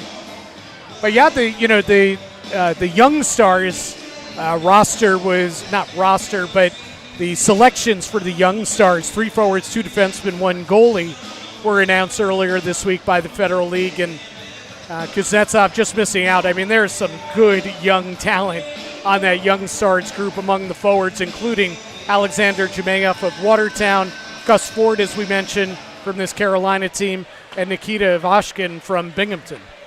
Ivashkin didn't play this past weekend against the Hat-tricks, and Binghamton still able to pull out a win on Friday in Danbury. It's 4-on-4 now. Hat-tricks have their option for the playoffs, who they want to play. Mealy will shoot. It's tipped up and out over the net. 2:24 left in the period. Hat-tricks up 2. Right now they have their choice, and it would be between Carolina, Port Huron, and Binghamton. And they played Binghamton and Carolina now in the final week of the season. Haven't played Port Huron since mid-December. Yeah. Makes them kind of a wild card, even though they have they have a points percentage under 40 this season. Hat-tricks tip the puck into the corner offensive end. That's still a place that teams don't like to have to go and play in Port Huron. 1, the travel is hard, but 2, that's a tough building to play in Michigan. So the Hat-tricks have a decision to make coming up this week if they do end up staying in third place, as the puck is taken by Peshtuka in the neutral zone, and he rips it in to the Hat-tricks end. Under 2 to play in the second. Up 2, the Hat-tricks come out of their own end with Stephenson up the far wall. It's chipped to center, and Meyer will take over there for Carolina. His pass ahead in Butita's skates. He'll take it and carry into the Hat-tricks end, splitting the D, but Pepe able to tip it aside. Butita from the corner plays it out in front. Carolina to the power play for 40 seconds. 1:25 left in the period. Campaign shot from the point. Stopped by DeSalvo, side of the net. Pepe will ring it up the boards and out to center. Campaign takes over at his own blue line to our left. Ahead to Schnapp. It's in his skates. Jackson, the pesky forward, will play it into the offensive end. It's tipped by and played back into the hat-trick zone. Offside by Carolina. 1:04 in the period. 17 on the power play for the T-Birds. And Hat-trick still leading by 2, the same as they did at the end of the first. Yeah, going back to the point that, you were just talking about, it's a big and difficult decision, right? you choose Team A, Team B? Is it a travel decision? Is it you match up better against this team? So you think, it's a very, very difficult decision, but it makes it kind of fun for the fans sitting at home to see, who are they going to pick? Who are they going to play? It's not etched in stone just by where you finish in the standings. The neutral zone draw, it's won by Danbury and carried into the offensive zone. The people on the bench tonight with Mccreary and McIsaac, they'll have that decision to make. And the Hat-Tricks dump into the offensive zone with the power play for Carolina ending. Kuznetsov out of the box. 45 seconds left in the second period. Baker out of his own zone into the neutral end and across the Hat-Tricks line. He'll turn back far circle, leaves it for Thompson, whose shot rides up high and wide behind the net. A delayed call coming up against the Hat-Tricks. Broner will touch up, and a high stick spotted against Danbury. Right back to the penalty kill for Danbury. Well, Carolina's going to go to their 5th power play. I know the last one was abbreviated, but it will be their 5th power play of the game. So, there's been a lot of good for Dave McIsaac's crew so far tonight. I think the one area that he certainly would like to change are the number of times that they've been shorthanded. It was a problem early in the year. Yeah. They really spent a lot of time in the box to start the season. Yeah. It was cleaned up, but still, the special teams are a huge part of this. You mentioned this team struggles lately on the power play, and you keep spending time on the penalty kill, you're going to give one up eventually. The Hat-Tricks have to find a way at least to get through these 29.5 seconds at the end of the period. Dowda can't win the draw. It's turned down low by Grebenikov. Back to the point. Grebenikov will walk across the blue line and feeds forward with 20 to go in the period. Down to the circle, all the way across. It's past Baker out the corner and up to center. Killer for Carolina as that puck bounced out to the neutral zone with 5 seconds left. It's Dowda ripping into the offensive zone. Carolina will take over, and Butita will let the clock run out behind his own net. Carolina will have 90 seconds of a power play to start the third, but the Hat-Tricks have the same lead they did after 20. It is 2-0 Danbury, and besides the penalties, a good period again by the Hat-Tricks. It maybe didn't generate as much, but Carolina still kept to the outside the perimeter, not getting a ton of grade A chances. Yeah, I'm really, really impressed with Danbury's collective team effort so far in this one through 40 minutes. I mean, yes, Pete DeSalvo's been very, very good when called upon, but, again, you don't want to keep harping on this, but, you're playing without Johnny Ruiz and Corey Anderson and, probably your top 4 defensemen all sitting out tonight as well, resting some aches and pains and getting ready for the playoffs. And the guys that have stepped in have played a very, very good game. They've been diligent defensively. They've created offensively. And so far, through 40 minutes, they've got themselves a 2-0 lead. So the Hat-Tricks head to the third, up 2. Carolina on the power play. We'll be back in a few minutes with the intermission report. And then we'll have the third period coming up here on the Hat-Tricks YouTube channel.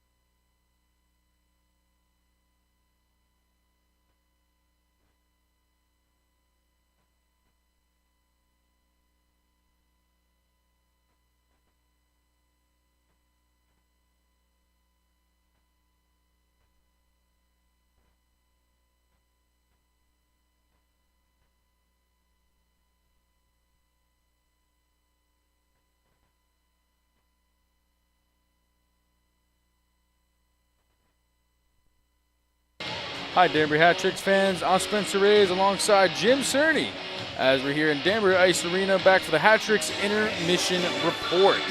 So we had a pretty slow in the beginning, second period of play, picked up a lot and tons of penalties for both teams. Yeah, I said it near the end of the second period there.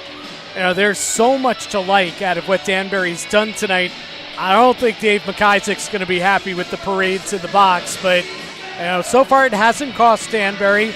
The flip side is they didn't take advantage of their, opportunities either. But I think overall through 40 minutes, when you consider what the lineup looks like and all the guys that are out and resting, I think it's been a pretty good effort. Again, good energy level that period, good scoring chances. I thought both goalies, easy for me to say. I thought both goalies played really, really well in the second period. Yeah, we saw a big of a pickup of pace from Carolina offensively. They moved from 9 shots on goal from the first period up to now 12, totaling 21, compared to Danbury's 14 this past period, totaling 25 on the game. Yeah, and to me, it really picked up. They were stuck on just one shot on goal in the period until Danbury took the too many men on the ice penalty, yes. Which came at 7:40. And then, they had 3 or 4 shots on goal on that power play. And then when the power play ended, they had a really good scoring opportunity. And it seemed to really wake Carolina up because they got off to a very slow start. I really thought the ice was tilted those first 6-7 minutes of the second period in favor of Danbury. But, they took the too many men on the ice penalty, and all of a sudden it allowed Carolina to get back in it. The fortunate part for Danbury is Carolina wasn't able to break through. They weren't able to score, so it's still a 2-0 game. But, the rest of that period was very evenly played, if not more so in Carolina's favor. And to me, the swing was that penalty. I would definitely agree. I mean, like you said, 2-0 game in favor of Danbury, but it kind of felt like nothing, right? Or a sway, like you said, in front of Carolina's favor. Carolina overall got a lot of power plays. 0 for 4, however, did not capitalize on it. Moving now into their 5th of 90 seconds in the box for Danbury going into the third period of play. Yeah, and that, obviously that's important for both teams. If you're Danbury, obviously you want to kill it off, keep it a 2-goal lead, keep them off the scoreboard. The flip side is Carolina, if you score, on that power play, that means you scored in the first minute and a half of the third period, cut the lead in half. Boy, that's a big swing, not only on the scoreboard, but in momentum. So really crucial power play, I think, here for Carolina, and obviously a big kill for Danbury. To me, a very big game changer, kind of just like you said, that first minute and a half to see if someone will score, like you said, goes 2-1, then it's a whole new ball game. Yeah, it only takes one to tie. Yeah, and you know how it is. You've watched a lot of hockey. It's, those goals beginning of the period or at the end of the period, especially in a close game, like this is a 2-goal game, they're huge momentum swings, a lot of the time. So, well, let's see what happens. And, for Danbury again, a really big kill. Peter DeSalvo's been very, very strong between the nets. And, he has had to make some really, big grade A saves or saves on grade A chances, in both the first and second period. But again, he's just so calm about it, in the right position and, a couple, man advantages, not power play, but where it was man advantage down low, 3-on-2 down low or 2-on-1 down low, where he came up with the big save. That's what you need from him. That's what you want to see heading into the playoffs as well. He went through a rough stretch. The team did go through a rough stretch the last few weeks defensively, and you want to see him have a good taste in his mouth heading into the playoffs. Likely, we'll probably see Brian Wilson tomorrow night in Watertown, and then I would think in the regular season finale, we'll probably see DeSalvo again against Delaware on Saturday. So between this and Saturday, you want him to head into the playoffs on a high, feeling good about his game, and certainly he can feel that way so far tonight. I mean, I thought it was pretty impressive. You mentioned in the second period of play during the broadcast how DeSalvo was so calm, cool, and collected, and was able to kind of essentially, maybe not or maybe so, delay the game of play. Yeah, oh yeah. He's ice. A smart guy, He's played 9 years, pro, and He's played up in the ECHL. He spent most of his career in the Southern Pro League. He's won a championship. He's been a number one goalie most of his career. He is a savvy veteran, and a huge coup for, getting Danbury, being able to, sign him after he was released by Quad City in January. And yeah, it's those subtle little things. It's not just making the big save, the timely save, but it's things like that. Slow things down, slow the pace down. Hey, I've got an equipment issue. Conveniently, while we're on a penalty kill right now, I'm going to make sure my guys catch a blow, catch their breath, regroup. Going to take my time. All right, now, hey, let's get back to it. It's just one of those subtle little things that a veteran like DeSalvo can bring. Yeah, it's impressive. That's something a statistic doesn't show. Right, exactly. But it's why you want a guy like that, that has been through so much. For the most part, you don't have guys in this league that have played 9 seasons.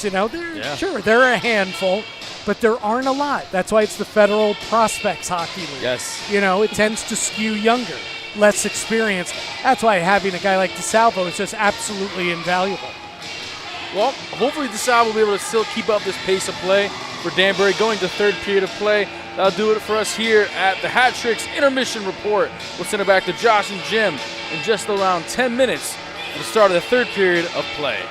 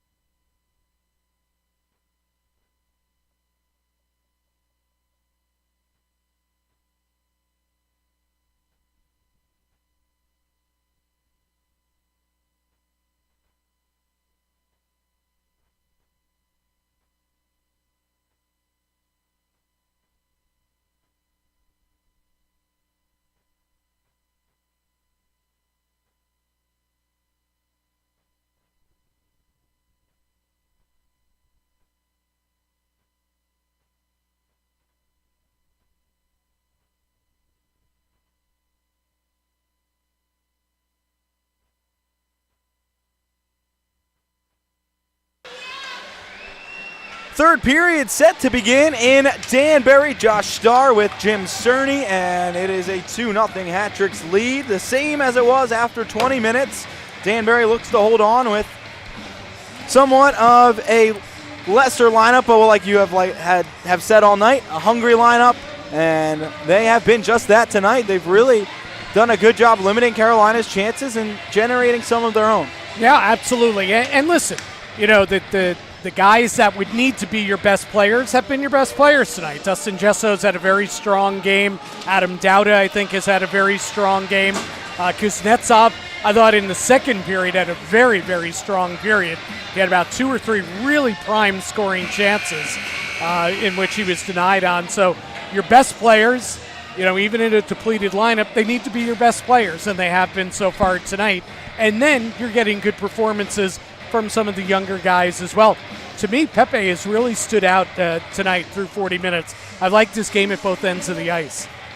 Well, 20 minutes left to figure out a winner tonight. The Hat-Tricks lead 2-0, and a win almost certainly wraps up at least the third seed for the Hat-Tricks tonight. And the teams around them, Carolina and Binghamton, they play each other this weekend, so one of them will be knocked out.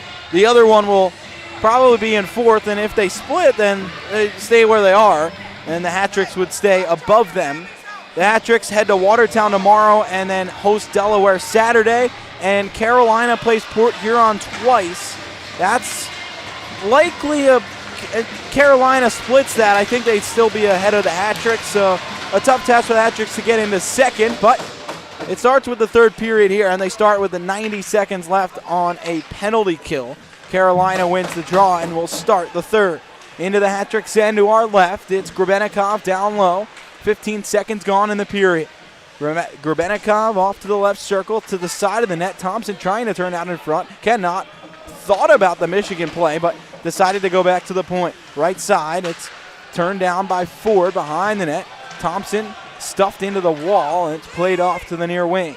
Baker on the left wing will cut toward the slot. His wrist shot is smothered by DeSalvo.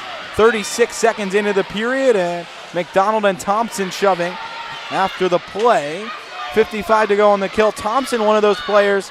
We talk about some of the hat-tricks that are always involved. Thompson, one of them for Carolina, and this is the first time he's been to Danbury this season, but he's been in the midst of a lot when the hat-tricks have traveled to Carolina. Well, you know, here's all you need to know numbers-wise. Coming in, he had played 18 games, 102 penalty minutes. That is absolutely being in the thick of it. Josh Starr. The Hat-Tricks can't clear, and Baker will take over at the right circle. Pass to the point. Grebenikov through traffic. DeSalvo didn't see it, but it goes wide. 55 seconds into the third. Hat-Tricks up 2, and Carolina on the power play for 35 more seconds. Ford dances to the front of the net. A backhand in front, and it is saved by DeSalvo. Nice move from Ford. DeSalvo able to make the stop a minute into the third. Yeah, there you go. There's welcome to the game, Gus Ford, right there. You know, we talked about it in the second period how Danbury's done such a good job kind of shutting him down. That was a good move there. He danced around guys, and it was just mano a mano, him against DeSalvo, and DeSalvo won. A shot from the point kicked away by DeSalvo with his right pad, and Baker takes over at the point. A long shot. Again, DeSalvo with the save. Off to the far boards. Taken off the wall by Ford. 15 to go on the power play for Carolina. Ford shot blocked by White Duck. Left circle, it's Baker. Crosses across to the right side. And back to Grebenikov. The shot tips wide. Thompson side of the net. Trying to back it out in front from the goal line. And it's stopped by DeSalvo. Butita, the shot tips up and out to the corner. Susi out of the box. Hat-Tricks back to full strength. 90 seconds into the period. Up 2. And Carolina in the Danbury zone. Ford to the front of the net at the slot. Will wrist one. It's blocked by Broner. Hat-Tricks can't clear. Grebenikov to the left circle. Slides down low for Thompson along the goal line. Rips it toward the front of the net. Off a body, and the Hat-Tricks take over. Susi out of his own end, left to right, and chips into the offensive zone. Side of Modica. Grebenikov will rush back for it, and Carolina takes over. 2 minutes gone in the third. Hat-Tricks up 2. Really huge kill right there. We talked about it in the intermission, how, you know, a goal early in a period or at the end of a period, especially in a tight game like this, a 2-goal game, can really swing the momentum in a big way. So that's a huge penalty kill by Danbury. See if a couple saves from DeSalvo help the Hat-Tricks gain momentum. Kuznetsov into the zone, rips one on, and Modica makes the stop under his left arm in the glove. 2.5 gone in the third, 2-0 Hat-Tricks, and Kuznetsov, one of those players you talk about tonight as the keys for the Hat-Tricks in this game, getting a chance there. Yeah, good chance. And again, I thought he really came alive in the second period. 2 or 3 really good scoring chances. So Kuznetsov certainly has come to play. And Gesso, I think, has had a very, very strong night so far. Gesso tries to pass one toward the slot. It's knocked to center. Lugo will take over in the neutral zone and carry right back in. He stopped inside the Carolina line, and it's stuffed all the way down. Pass to Salvo around the boards up the near wing. Cangelosi tips into the bottom of the zone in the Hat-Tricks end, and PV will take over. Cross-ice feed over Yao's stick and into French, who turns on goal, and it is stopped by DeSalvo. 2:59 into the third. Yeah, we'll get a face-off deep in Danbury's end here, and Yao, got a little too excited there. The puck was being thrown from left to right, and instead of holding his position, putting his stick on the puck, stopping it and then making a play, getting it out of the zone, he tried to catch it mid-stride and go streaking the other way, except puck hopped off his stick, and it became a scoring chance for Carolina. Carolina wins the draw. Jackson forces the turnover, but it's Ford who carries right back down low. Upended in the corner is Cardinal, and that will be a penalty. It looked like the referee was going to think about it for a second, but he went and made the call. It will be a trip on Vinny Susi, and the Hat-Tricks will go back to the Cybers penalty kill. 3:13 into the third, up by 2. Well, Carolina is 0 for 5 on the power play so far in this one, but you can't keep going to that well. You can't keep giving a team like Carolina, that many opportunities on the man advantage. At some point, you have to figure they're going to cash in.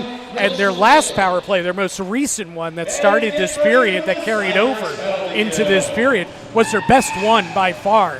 So, they're hitting their stride here. They started the period with those 90 seconds left on it, and they spent most of it in the Hat-Tricks end. The Hat-Tricks can't win the draw, and Carolina set back up on the power play. Grebenikov center point off to Baker, left side, cross ice to Ford. Top of the right circle, he'll walk his way down low to Butita. His stick crumbles in his hands. The Hat-Tricks can't clear. Pepe unable to get out, but Mealy does for Danbury, and he'll skate into the offensive zone. And Dowda couldn't touch it or else he would have been offside, so he'll wait in the neutral zone, and he gets it back. Carrying down the right wing, across to Butita, out in front. Mealy couldn't connect on the pass. He had room in behind Carolina's defense, and Modica had to slide across to make sure he was there. Carolina into the Hat-Tricks end. It's Ford. His pass back to the point, intercepted by Pepe. Chipped back forward from Dowda, and Pepe will chase into the offensive zone. 4:10 into the third, halfway through the Carolina power play. Hat-Tricks up 2, and the T-Birds take over in their own end. Ford out of his zone, right to left, and Baker will shovel in on the backhand. Chipped down low by Carolina. Cardinal in deep, will battle for it with Stephenson. It hops in the air. Stephenson finds, digs it out of the corner, and comes off near side and flubs out past Baker's stick to center. Baker will take it out in the neutral zone. Back into the Danbury end. It is played toward the front by McLean. He's stopped off by McDonald. Played back to the point. Peavy across Meyer. Right side to the hash marks. His shot blocked by McDonald. That one stung him. He is a little bit slow getting up, making his way off to the bench as the Hat-Tricks clear.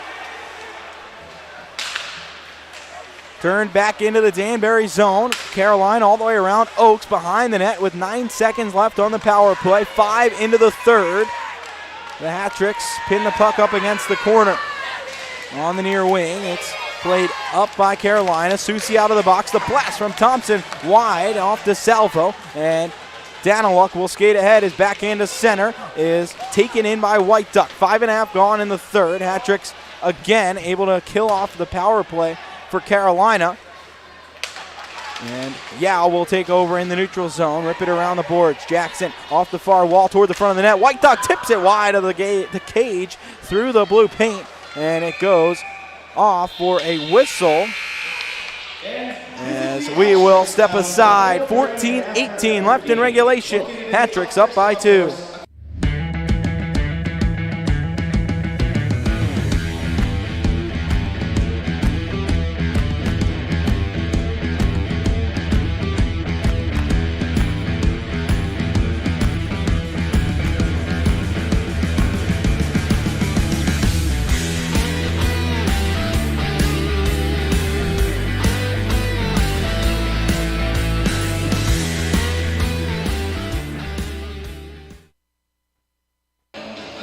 Dr. Matt Hartsburg is an official member of the Danbury Hat-Tricks medical team, and Hartsburg Chiropractic is cutting-edge chiropractic care right here in your backyard. Check out Hartsburg Chiropractic and get on the road to a pain-free hockey season. I don't know that there is such a thing as a pain-free hockey season. Maybe with your back, but there's always some pain going on. Well, when you have Dr. Matt as the team chiropractor, you get awfully close to the pain-free season. Nice. He does a great job keeping our players ready to go. And they have a power play here out of the break. Not exactly sure what the call was. Kuznetsov across McDonald back on the ice after blocking that shot. Unable to connect it to 2-on-1 for Carolina, shorthanded. Butita across Hat-Trick's line will shoot. He scores over the glove of DeSalvo off the post and in. 6:02 into the third. Carolina strikes short-handed to cut the Hat-Tricks lead in half. That was some finish there by Butita. Boy, oh boy, and not what you want to do. You kill off another power play, and then you get one of your own, and to allow the shorthanded goal, that's a tough one right there. Hard to fault DeSalvo, who's had a great night. That was a beautiful shot. Left circle, far side, right over the glove. Picked the corner, did Butita. And we've got ourselves a 1-goal game. You talk about that next goal in a 2-0 game. And Carolina has some momentum. The Hat-Tricks still have a power play, but Butita able to convert, and the Hat-Tricks all of a sudden have some work to do. The call originally was too many men on the ice for Carolina. 13 seconds into the Hat-Tricks power play, it's Carolina who lights the lamp. I see some time was put back on the clock. I thought the clock had run a little long, so the goal will come at 5:56 of the third period. Hat-Tricks ahead 2-1. Carolina just getting on the board short-handed. Pepe from his own end will carry through center, left to right, into the offensive zone at the circle. He'll drop it back. No one was there, and Carolina moves to center. Cardinal ahead, plays it forward. Butita back into the Hat-Tricks end, short-handed, out in front. The shot saved by DeSalvo. Butita almost a second short-handed goal on the same penalty kill. Dowda across the Carolina line, all the way around behind the net. Up to the far side, drops back for Pepe, slides to the center point. Mealy halfway through the power play, right side, Dowda rips it, he scores! Broner tips it in front, and he has his first of the season in his return to Danbury. He puts the Hat-Tricks up 3-1, and it's a 2-goal lead once again for the Hat-Tricks. Well, that's got to feel sweet. A real crowd favorite is Fbhl Broner, guy that played for the Danbury Titans in 2015-16. Played with the Hat-Tricks 2 seasons ago, and he was just a recent signee. He had 5 assists in his first 7 games, so you could tell he was really feeling his way, Josh. He wasn't quite himself yet, and boy, he's come on, he's played well tonight, played a physical game tonight, and there he goes to the net, and he's able to deflect one in. And that is a huge answer by the Hat-Tricks, who now have a 3-1 lead with 13:13 to go. Huge answer from the Hat-Tricks, and Dawson Baker has been escorted to the penalty box. The Hat-Tricks might remain on the power play here. We're still awaiting the calls.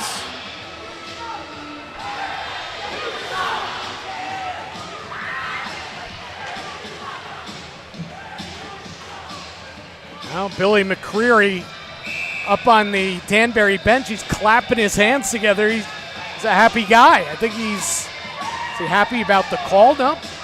Well. Well, it's Everett Thompson in the penalty box, not Baker. Yeah. 25 and 15 have been messing with me all night, Jim. All night. It's the 5. It's the 5. I see the 5, and I'm like, oh, yeah. Well, 2 minutes on the board for Thompson, so you can make it 104 penalty minutes. 104 penalty minutes this season.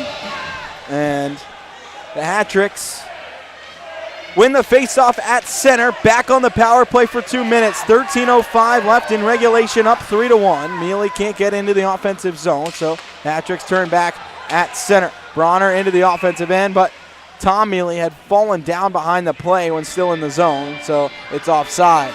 And Dave McIsaac and, in fact, the entire Danbury bench, as Mealy was skating up ice, he was being hooked from behind. Hook, and then a harder hook, and the bench, they just exploded on the referee. Dave McIsaac had his hands up in the air saying, where's the penalty call? Did not get it. But they still remain on the power play. Still on the power play with 95 seconds left on it. Hat-Tricks back in their own zone, will outlet ahead. Dowda through center on the left wing. Cross ice feed for Tom Mealy in the offensive zone. He falls down, still gets the puck back to Pepe. Walks across the blue line, pass across. Kept in by Mealy out in front. Tom Mealy, side of the net, stuffing away at it. He is ripped down over Modica. They don't signal where the puck went in, and all mayhem in front of the Carolina net. Butita taking swings at Pepe. Hat-Tricks have a player in the net. It was Tom Mealy who was ripped off from on top of the goaltender. And with 12 and a half to go in the third, some crazy moments in front of the Carolina net. Yeah, and give credit to Modica keeping that puck out of the net. Tom Mealy was jamming away at it, pushing, and hey, you know what? Listen, the puck was loose. He's jamming away at it. I have no problem with that. And I have no problem with the defenseman grabbing him and flinging him to the ice either. Because, hey, that's his goalie that he's looking to protect. So I don't think we're going to see any penalties here. I see the officials talking it over, but face-off should come outside the zone. Should come outside. Yeah, and it will. We'll come outside the blue line. Still a minute 15 remaining on the power play for Danbury.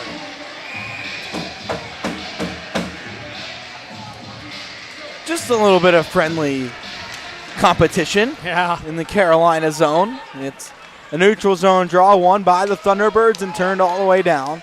They'll clear. Hat-Tricks just about halfway through the power play. 12:15 left in the third. Hat-Tricks up 2. McDonald racing up the left wing, cuts toward the slot, out down low. He's upended and no call as Carolina clears. That might be another one they just missed. In the neutral zone, Kuznetsov works his way back in. Right point, slides down to the hash marks. Down low, he'll rip it high on Modica. He shoulders it back behind the net. It goes all the way down. 35 to go on the power play. Carolina penalty to number 15, Everett Thompson. He receives 2 minutes for 30 seconds left. Hat-Tricks power play, 11:40 in regulation, up by 2. And it's in the Hat-Tricks zone, left to right. They say unsportsmanlike conduct against Thompson. So it is the Hat-Tricks with 10 seconds left on that power play. It's back in the Danbury zone. That should just about do it. Thompson stands up in the box, and he is let out as the Hat-Tricks play it all the way down and will be icing.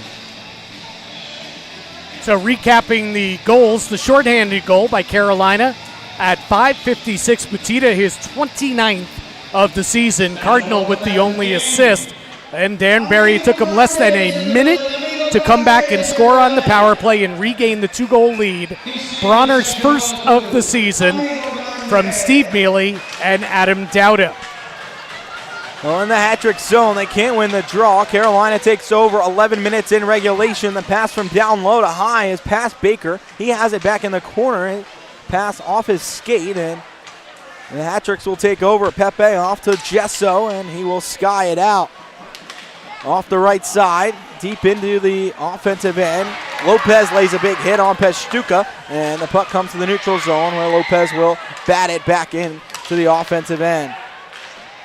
Pesztuka looks to be in some discomfort as he heads to the Carolina bench with 10.5 to play.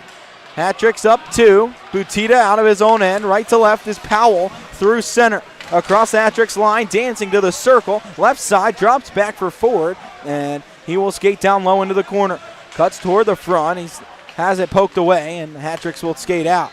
Left to right, Hat-Tricks move through center. It's Finberg chasing in. Can't get there in the corner. Grebenikov up the wall for Carolina. Up the near wing, it is Ford out into the Hat-Trick's end, and Carolina carries in down low, cutting to the side of the net, and DeSalvo makes the stop on Ford.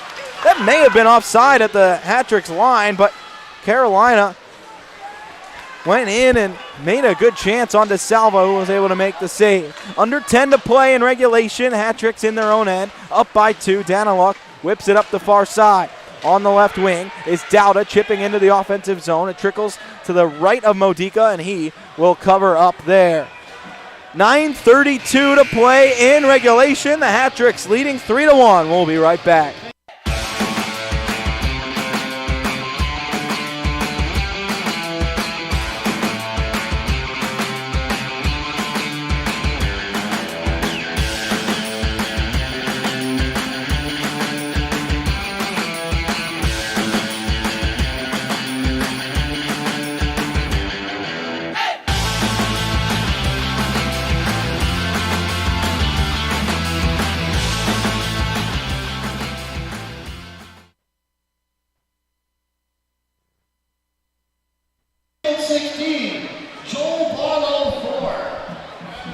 For lifelong care and wellness, look no further than RVNA Health. Founded and focused on care in 1914, our guiding principles have remained steadfast: a mission to serve, exceptional patient care, and a commitment to excellence in quality and service. That is RVNA Health. Well, the playoffs are coming up, Jim, and you can get your tickets for those games. The Hat-Tricks most likely will have a home game this coming Tuesday in round 1. It would be game 2 of the series, and you can get those tickets, danburyhattricks.com/tickets. Be able to find them. Join us for the playoffs. It'll be a great time. Buy your playoff t-shirt, the first ever t-shirt in Hat-Tricks history for the playoffs. You can get all the information for that at danburyhattricks.com. Carolina wins the draw in its own zone and plays all the way down for an icing with 9:23 left. Hat-Tricks up 3-1. Really getting exciting here as the season winds down for the playoffs. Yeah, absolutely. And you mentioned Tuesday will be the first home playoff game, most likely, assuming that they finish in 3rd or 4th, likely 3rd place. If they finish in that 3 spot, or 3rd or 4th, they will play on the road Monday. Then at home Tuesday, and it's a best of 3, so there might be a game Wednesday, or maybe not. The second round, if the Hat-Tricks were to advance, would start the next weekend. It's a really hectic schedule with this weekend and next weekend, possibly with the playoffs. Mealy gets jumped in the neutral zone. Yeah, and Mealy's going to the penalty box. McLean dropped his gloves. Mealy never did. And Gesso just grabbed someone off the bench. Oh! McLean just threw his helmet at the Hat-Tricks bench, and this is getting ugly. And Gesso is trying to reach out over the bench at McLean right now. And now Tom Mealy is throwing some punches. McLean took his helmet off. He unstrapped his own helmet and then hit Tom Mealy over the head with it. We've come unhinged in Danbury tonight. Yeah, that's not pretty right there. The original penalty is going to be called against Tom Mealy. He hit somebody away from the puck, away from the play. Likely going to be an interference call, I think, against Tom Mealy. And now the question is if this continues to get ugly, and it's already ugly, if suspensions are coming, that could neither team. Yeah, neither team wants that. Playoffs. Right. And now, McLean's done for the night. He's definitely done for the night. yeah, and now from the sides where the benches where the backup goalies are, players were trying to climb over the backup goalies' backs to get at each other. As the benches are side by side, we see Billy Mccreary trying to settle things down. And Tom Mealy has been separated from the group, and Tom Mealy is skating off the ice behind the Danbury net and heading to the locker room. So looks like his night is over, McLean's night is over. And we're going to have to see what the penalties are. I tell you, the one that I'd be worried about is Dustin Gesso, who is trying to reach over the boards at McLean. I mean, Gesso flipped out when he saw McLean take off his helmet, unstrap his helmet, take it off, and then hit Tom Mealy over the head with his helmet. So you got to think that McLean could be in a heap of trouble here. Thompson has gone to the penalty box for Carolina. I don't know if he did something or if he's serving penalties for McLean, and now Gesso going to the box as well. And of course, Mealy and McLean have headed to the dressing rooms. So I hate to see this, and you hate to see it just a couple, days before the playoffs start. It started with the Tom Mealy hit away from the puck. He separated somebody's stick went flying in the air. Mealy hit them. And that was going to be the original penalty. And then McLean came flying after Tom Mealy, dropping his gloves along the way. And, Tom has never been a fighter in his career. And he kept the gloves on. Linesmen held them apart. And then, as we've told you, the rest of what happened there in front of the Danbury bench. They'll sort all this out. Might take a few minutes. Indeed.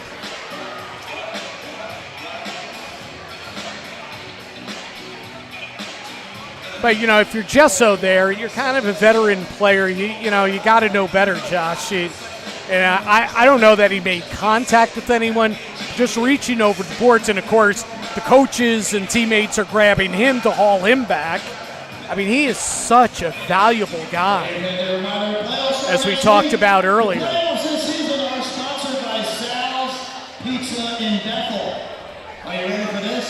So this is really taking a while now to sort out. Get a gift card for one free slice of Sal's Pizza. You can't beat that. Vinny Susi has to get some equipment repairs right now. Yet his helmet ripped off as he was holding, I believe, Cangelosi off.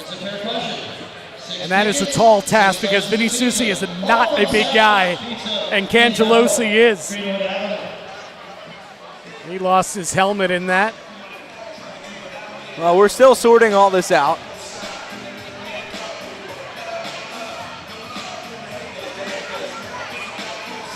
Now, there's a lot to sort out. It's unfortunate. If you're Carolina, down 2 here with 9:04 to play in the third period, and 2 just huge games coming up in Binghamton this weekend to determine, right now, 4th and 5th place. That's a big game. And, there's a big difference there, 4th or 5th place, You lose your home ice advantage in the first round of the playoffs. So Petita, Kuznetsov, and Steve Mealy all surrounding the referees, waiting to find out what the penalties are going to be. The Fox News Patriot of the Year, John Kapinski's in the building. He's standing on the bench. I just heard John Kapinski's name get mentioned over the PA system. He was a peacemaker there when things started to get hot between the two benches, and guys were reaching over the backup goalies, what have you.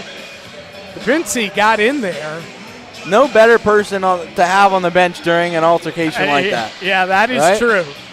Billy Mccreary got in there as well. DNA Health is Frankie McClendon now is giving his side of the story. He was a peacemaker. A lot going on here tonight. Absolutely. Recapping, Danbury a 3-1 lead, scored 2 in the first. McDonald and Gesso less than a minute apart. That held up until early in the third period at 5:56 when Butita scored a shorthanded goal, beautiful goal. Off the rush, a left wing circle shot that beat DeSalvo glove side. His 29th of the season shorthanded. Cut the hat-trick's lead to 2-1, but less than a minute later at 6:47, Phil Broner on the power play, a deflection, his first from Steve Mealy and Adam Dowda. That's where we are now, 3-1 Danbury. And boy, this is a long break for them trying to figure out what's what. See, Pete DeSalvo is out of his crease and he's leaning against the boards in front of the Danbury bench. Again, a veteran who's seen it all, so he's all calm, cool, and collected out there. Not to be lost in all this, he's had himself a heck of a night, has Pete DeSalvo. He has been very, very good. 30 saves. Still 9 minutes left in regulation, and I think this is another great time to remind everyone the playoffs are coming up. Sal's Pizza is presenting the playoffs for this season, and if you come to the game, you get a voucher, a free slice at Sal's Pizza in Bethel. It's a great slice, best one in town. Best one in town. I am all for it. In fact, I wish Sal would find his way up to the breast box right now, because during this delay, I could have done about 2 of those slices already. Yep. Could have made some serious progress on a pie by now.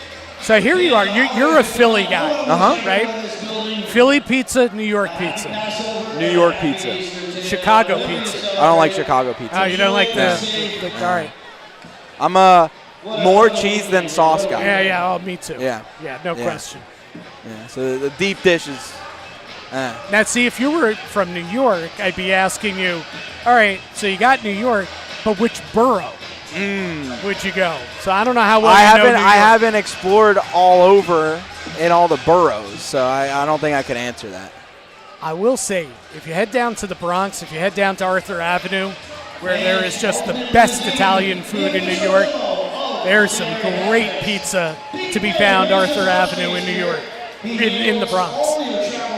Don't ask me to tell you where it was or the name of it, but I've had pizza in Manhattan, and I've had pizza on Long Island. See, I know you're supposed to say on Long Island. Ooh, you are learning. Yeah. But you know that Sal's is the best here in Connecticut. Sal's is the best here in Connecticut, in Danbury. I know Chris Bonanno at home really could go for a slice of Sal's about now. He's a big food guy, Chris Bonanno at home, and only at home. Well, he's at home tonight because the allergies, man. He was really struggling today with the allergies. Him and my wife both. Yeah. But it's the worst she's ever had it. That was me last year. This year is not as bad. But you're here in Danbury. Yeah, it's different where you are. It's weird how it works. Well, Chris, listen, Chris, feel better. Yeah. And listen, man. We'll get you a slice of Sal's to take home. Nice. Yeah. How come everybody's getting food but me? I think, I know Chris is more important than I am, but you have to miss time for us to give you food. We have no reason. You're here. You can get it yourself. Wow. Yeah. There is no love whatsoever for me. It used to be back in the day when I worked for the Rangers. I would have my friends. They'd be like, "Who's got the best food? Which press box got the best food? Pregame meal and everything." Carolina Hurricanes. Wow. They would do up this great southern spread before games and everything. And Montreal Canadiens, best hot dogs in the league. Wow. I would fly out of that press box. Otherwise, you're way behind in the press room because people would leave early to get down before a period was over to get those hot dogs. So there you go. Stuff you did not know about the NHL that I've just shared with you. Good to know. Hopefully I'll get to find out one day. You know? Yes, you will. I firmly believe you will. Hat-Tricks have a 5-minute power play right off the draw. They turn it out in front. Pepe steers it toward the goal, and it is covered by Modica. So we'll try to get these official calls. We don't have them yet, but it's 5 minutes on the board for McLean. And Jesso's in the box for the Hat-Tricks. It's Schnapp and Thompson for Carolina. The Hat-Tricks in the offensive zone, 15 seconds into the power play. It's 5 minutes long and 8:45 remaining in the game. So the Hat-Tricks have a majority of the rest of this period on the power play. Dauda comes to the center point, right side. It's Pepe back to the point. McDonald sliding across to the circle. And Mealy will take over on the left side. Cuts down low. It's knocked away from him. Powell back to the point. And McDonald will play it down low. Mealy behind the cage. Broner sealed up against the wall. Broken stick on the ice. It was Dauda's, and Carolina will clear all the way down. 8:15 to go in regulation. 4:05 on the Hat-Tricks power play. McLean off with a major and a game misconduct. We'll see what the major's for. It could have been a whole sort of laundry list of things. Yeah. Usually when you take your helmet and use it to hit somebody over the head with it. That's a penalty. Yeah, that's a penalty. You're not supposed to do that. 3:40 to go in the power play. 5 minutes for fighting, and a game is So you get to interference, fighting, and then game misconduct. Carolina out of its own zone and out to center. Jesso just 2 minutes for unsportsmanlike. Number 20, Corey McLean. He receives 2 minutes for instigating, 5 minutes for fighting, and a game misconduct for continuing altercation. There's a lot of penalties. We'll get them sorted out. The Hat-Tricks on the power play for 3 more minutes. 7:05 to go in regulation. Jackson, far corner, offensive end. Kuznetsov slides behind the net. Jackson comes out near side, whips it to the point. Daniluk back to the circle. Kuznetsov takes over there on the left wing. Drops back to Daniluk on the right side. Susi. Daniluk center point, fakes a pass, fires it across to Kuznetsov. Under 7 to play in regulation. Kuznetsov fires on goal, and it is smothered by Modica. 2:39 left on the power play. 6:43 in regulation. Hat-Tricks up 2, and are you able to hear those announcements? Yeah, so I've been writing it down. So McLean and Mealy, they announced both got 2, 5, and 10. Okay. But there's a 5-minute major on the board, so I believe that McLean, I don't think they announced both. I think he got 2 5-minute majors. One for the fight that he and Mealy both had. They both got the 5 for that. But I think he got a 5 for the, whatever you want to call it, hitting Mealy over the head with his helmet. So nonetheless, that's where the 5-minute major or 5-minute power play comes from. So the Hat-Tricks are in the neutral zone with 2:15 left on that power play. And they work their way through center. McDonald stepped into on the far side, and that's going to be a penalty. Yeah, Bryce French. Kneeing, I think, is going to be the call. See if we can get an official word on that. The referee was pointing down low like that, and it is kneeing against French. Well, that's going to be a full 2-minute 5-on-3 because there were 2:07 remaining on the previous penalty, and Dave McIsaac's going to wisely call a timeout here. You have a chance to bury him right here, put the game away. He's drawing a play up for his power play. Players looking on: Kuznetsov, Dauda, Steve Mealy, and Phil Broner, as well as Johnny McDonald and Brendan Pepe. And 6:11 left. Hat-Tricks up 2, and like you said, starting a 2-minute 5-on-3 advantage. You're right, a timely timeout for McIsaac to try and draw something up, calm everyone down after some of the chaos and try to draw up a play that can convert. Absolutely. And the thing is here, if you score, the one power play, remains on the board still, so you could keep scoring, from the 5-minute major. So, obviously one goal here should put this one away, but you want to bury them, right? So let's see what they come up with. Well, Dowda will take the draw. It's Peavy for Carolina, and the Hat-Tricks win it. Pepe, left point, across for McDonald, back to Pepe. Top of the circle, down low for Mealy. It hops over his stick. He's crunched into the wall. Meyer will chip up and out. DeSalvo way out at the circle to play it, and we'll drop it back for Pepe. 1:40 left on the two-man advantage for the Hat-Tricks. Pepe will race to center on the left wing. Dowda across the line. Drops for Broner, who will leave it on the far side for Mealy. McDonald across for Pepe, right point. He's nodding, trying to direct traffic. Fires across to Dowda on the right circle. Cutting down low across. Dowda wrists it, and it's off a stick, up and out of play. 1:18 left in the two-man advantage. A lot of work on the periphery there and not a lot of quick passing. So, Carolina's just able to kind of stay in that triangle, if you will, in front of their goaltender. You'd think Danbury would have drawn up something where you're making Carolina move a little bit more, open up even more space.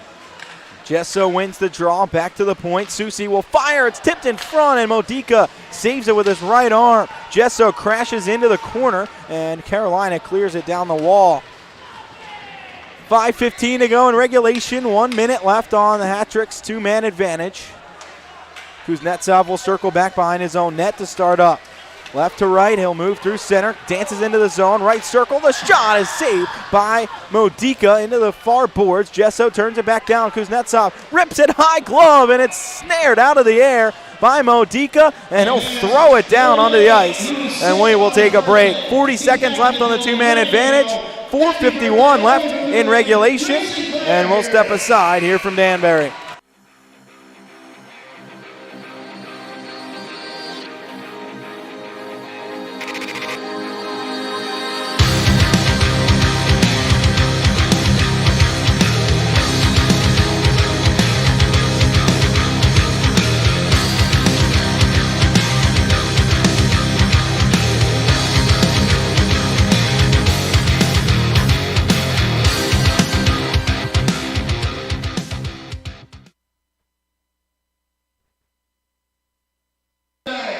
New Haven Nighthawk Brewing is brewed right here in Connecticut and featured at the Rabbit Hole. New Haven Night Brewing Company is the beverage of choice at the Danbury Arena. Grab a cold one and party like you're in the Elm City. One of my favorite nights this year was the New Haven night. The Hat-Tricks got a big win against Watertown that night, wore the nice throwback jerseys. It was a fun time. We had a great crowd that night too. Everyone super excited for the Nighthawks, and we love being able to honor the history of Connecticut hockey. Yeah, we should point out, really great crowd tonight as well on a Thursday night here at Danbury Arena. And they've been loud, they've been into it. A lot of kids, I guess it's spring break for some schools now. Hat-Tricks win the draw, still up 2 men. Far circle back to the slot is Gesso. Top of the left ring, he'll slice it over the net, and it is played with a high stick by the Hat-Tricks. 32 to go on the power play, the two-man advantage. 4:42 in regulation. The Hat-Tricks leading 3-1. I would love to see this place packed for the playoffs. I know it's rough, a Tuesday night, a school night, what have you. It'd be great vibe here. Because when this place is packed, fans are into it. Hat-Tricks playing well, playing in the playoffs. Boy, I can just imagine how great it could be. Kuznetsov into the offensive end. Susi at the point. 23 to go on the two-man advantage. It's back to Kuznetsov, far circle. Across, it's tipped back to the point. Susi will take over. Hat-Tricks all the way along the perimeter on this two-man advantage. Gesso has it in the corner, turns it toward the front of the net. It's tipped up and out of play by Modica. 7 seconds left on the two-man advantage, and the Hat-Tricks have not really generated much on it. They have not, and they had 2 opportunities to kind of diagram things and go over things with Coach Dave McIsaac. They had the timeout, and then we had the media timeout as well, but to no avail.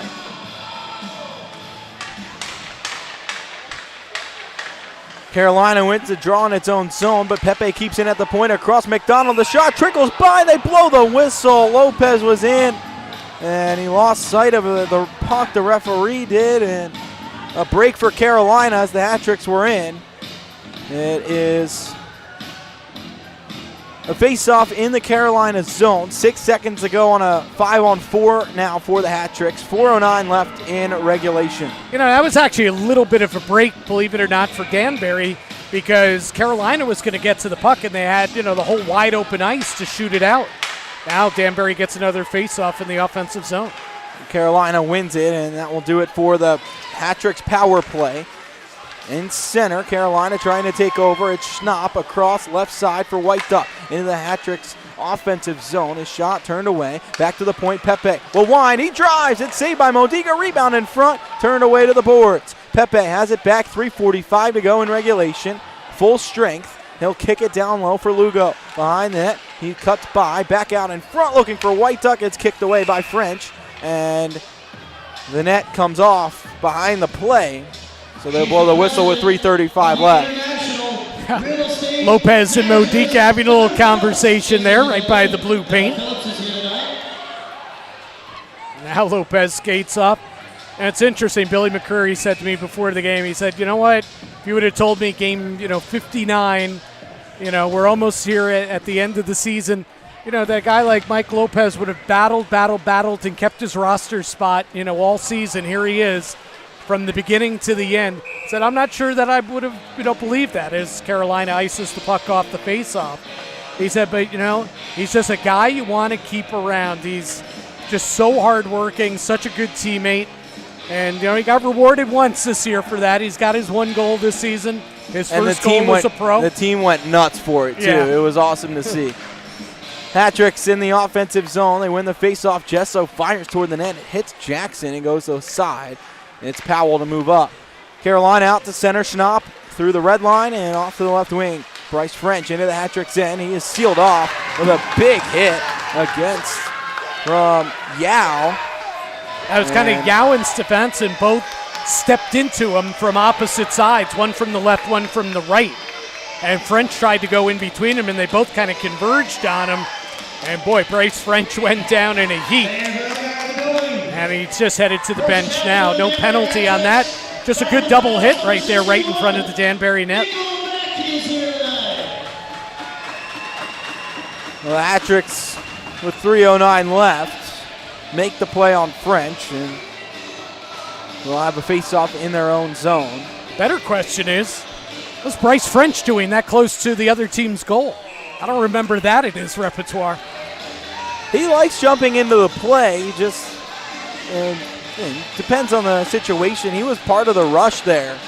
Yeah, he got through. Tried to right split at the front of it. Yeah, tried to split the D, and they converged right on him in the slot there. But the hat-tricks back in their own zone. 3:06 left in regulation, up 3-1. They win the face-off. Finberg will chip out off the glass to center.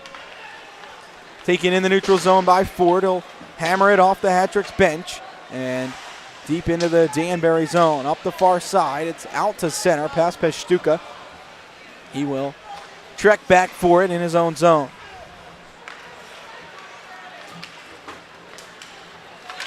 On the near wing, it's played up and off a stick, out of play in the hat-trick zone. The face-off will come back to the neutral zone, 2:37 left. It's interesting. We talked about how Danbury, they've got some decisions to make on the back end, probably with their 5th and 6th defensemen come playoff time.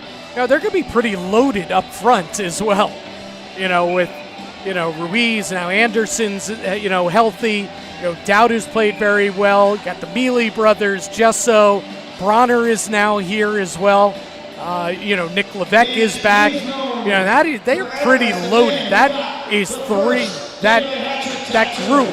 And if you throw Ojic into the mix, that is 3 really good offensive lines, two-way lines for the hat-tricks, because Netsov, of course, is in that mix as well.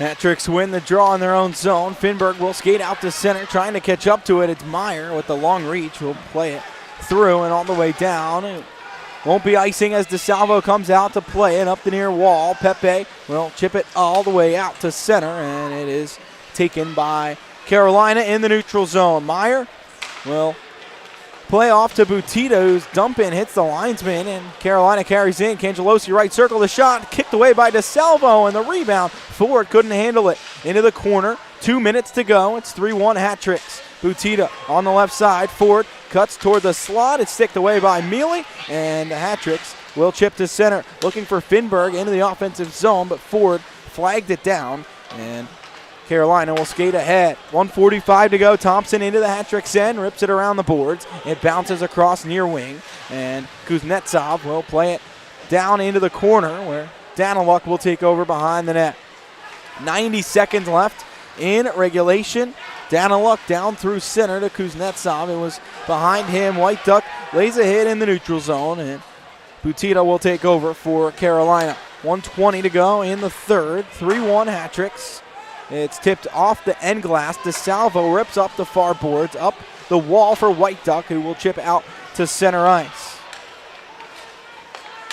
Grebenikov up the left side into the Hat-trick zone. It's cleared in, and DeSalvo will glove it with 1:06 left. And 2 more games, 2 more regular season games before, as Billy Mccreary calls it, what we've been playing for all season gets underway. You know, you got Watertown tomorrow on the road, Delaware at home on Saturday, day off Sunday, and, you know, the second season gets underway on Monday with the postseason. And, you know, from the moment I first met Billy Mccreary this summer on through the preseason, the beginning of the season, he said the mandate has been winning the championship, winning the Commissioner's Cup.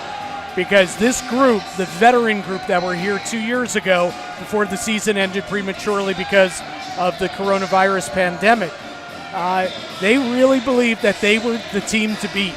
They were red hot heading into the postseason, or what would have been the lead up to the postseason, and they felt that that was kind of taken from them. And of course, there are more important things going on in the world at the time, but now 2 years later, that was the mandate all year long from Billy Mccreary on down, throughout every guy on the roster and the guys that have, you know, come back from that team 2 years ago. They have spread that message to everybody, every newcomer on this team. So really, for this team that's had a very solid regular season, it is all about what happens from Monday forward. And it's going to be an exciting time. And give credit to Billy and this team. They put the bullseye on themselves, saying it's win the championship or bust. And so they're going to be going for it starting Monday.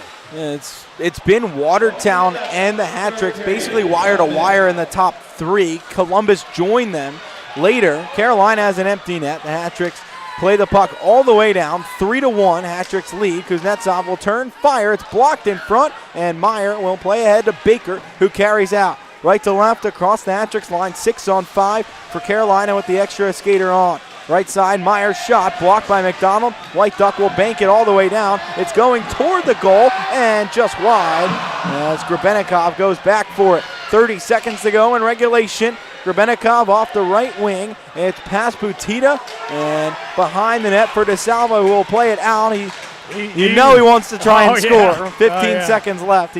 He couldn't get it quite there. White Duck intercepts at center into the offensive zone. Will shoot. It's wide. 10 seconds to go. Baker whacks it up the wall. White Duck off the boards, plays it toward the net, turned into the corner, and the Hat-tricks will win this one 3-1.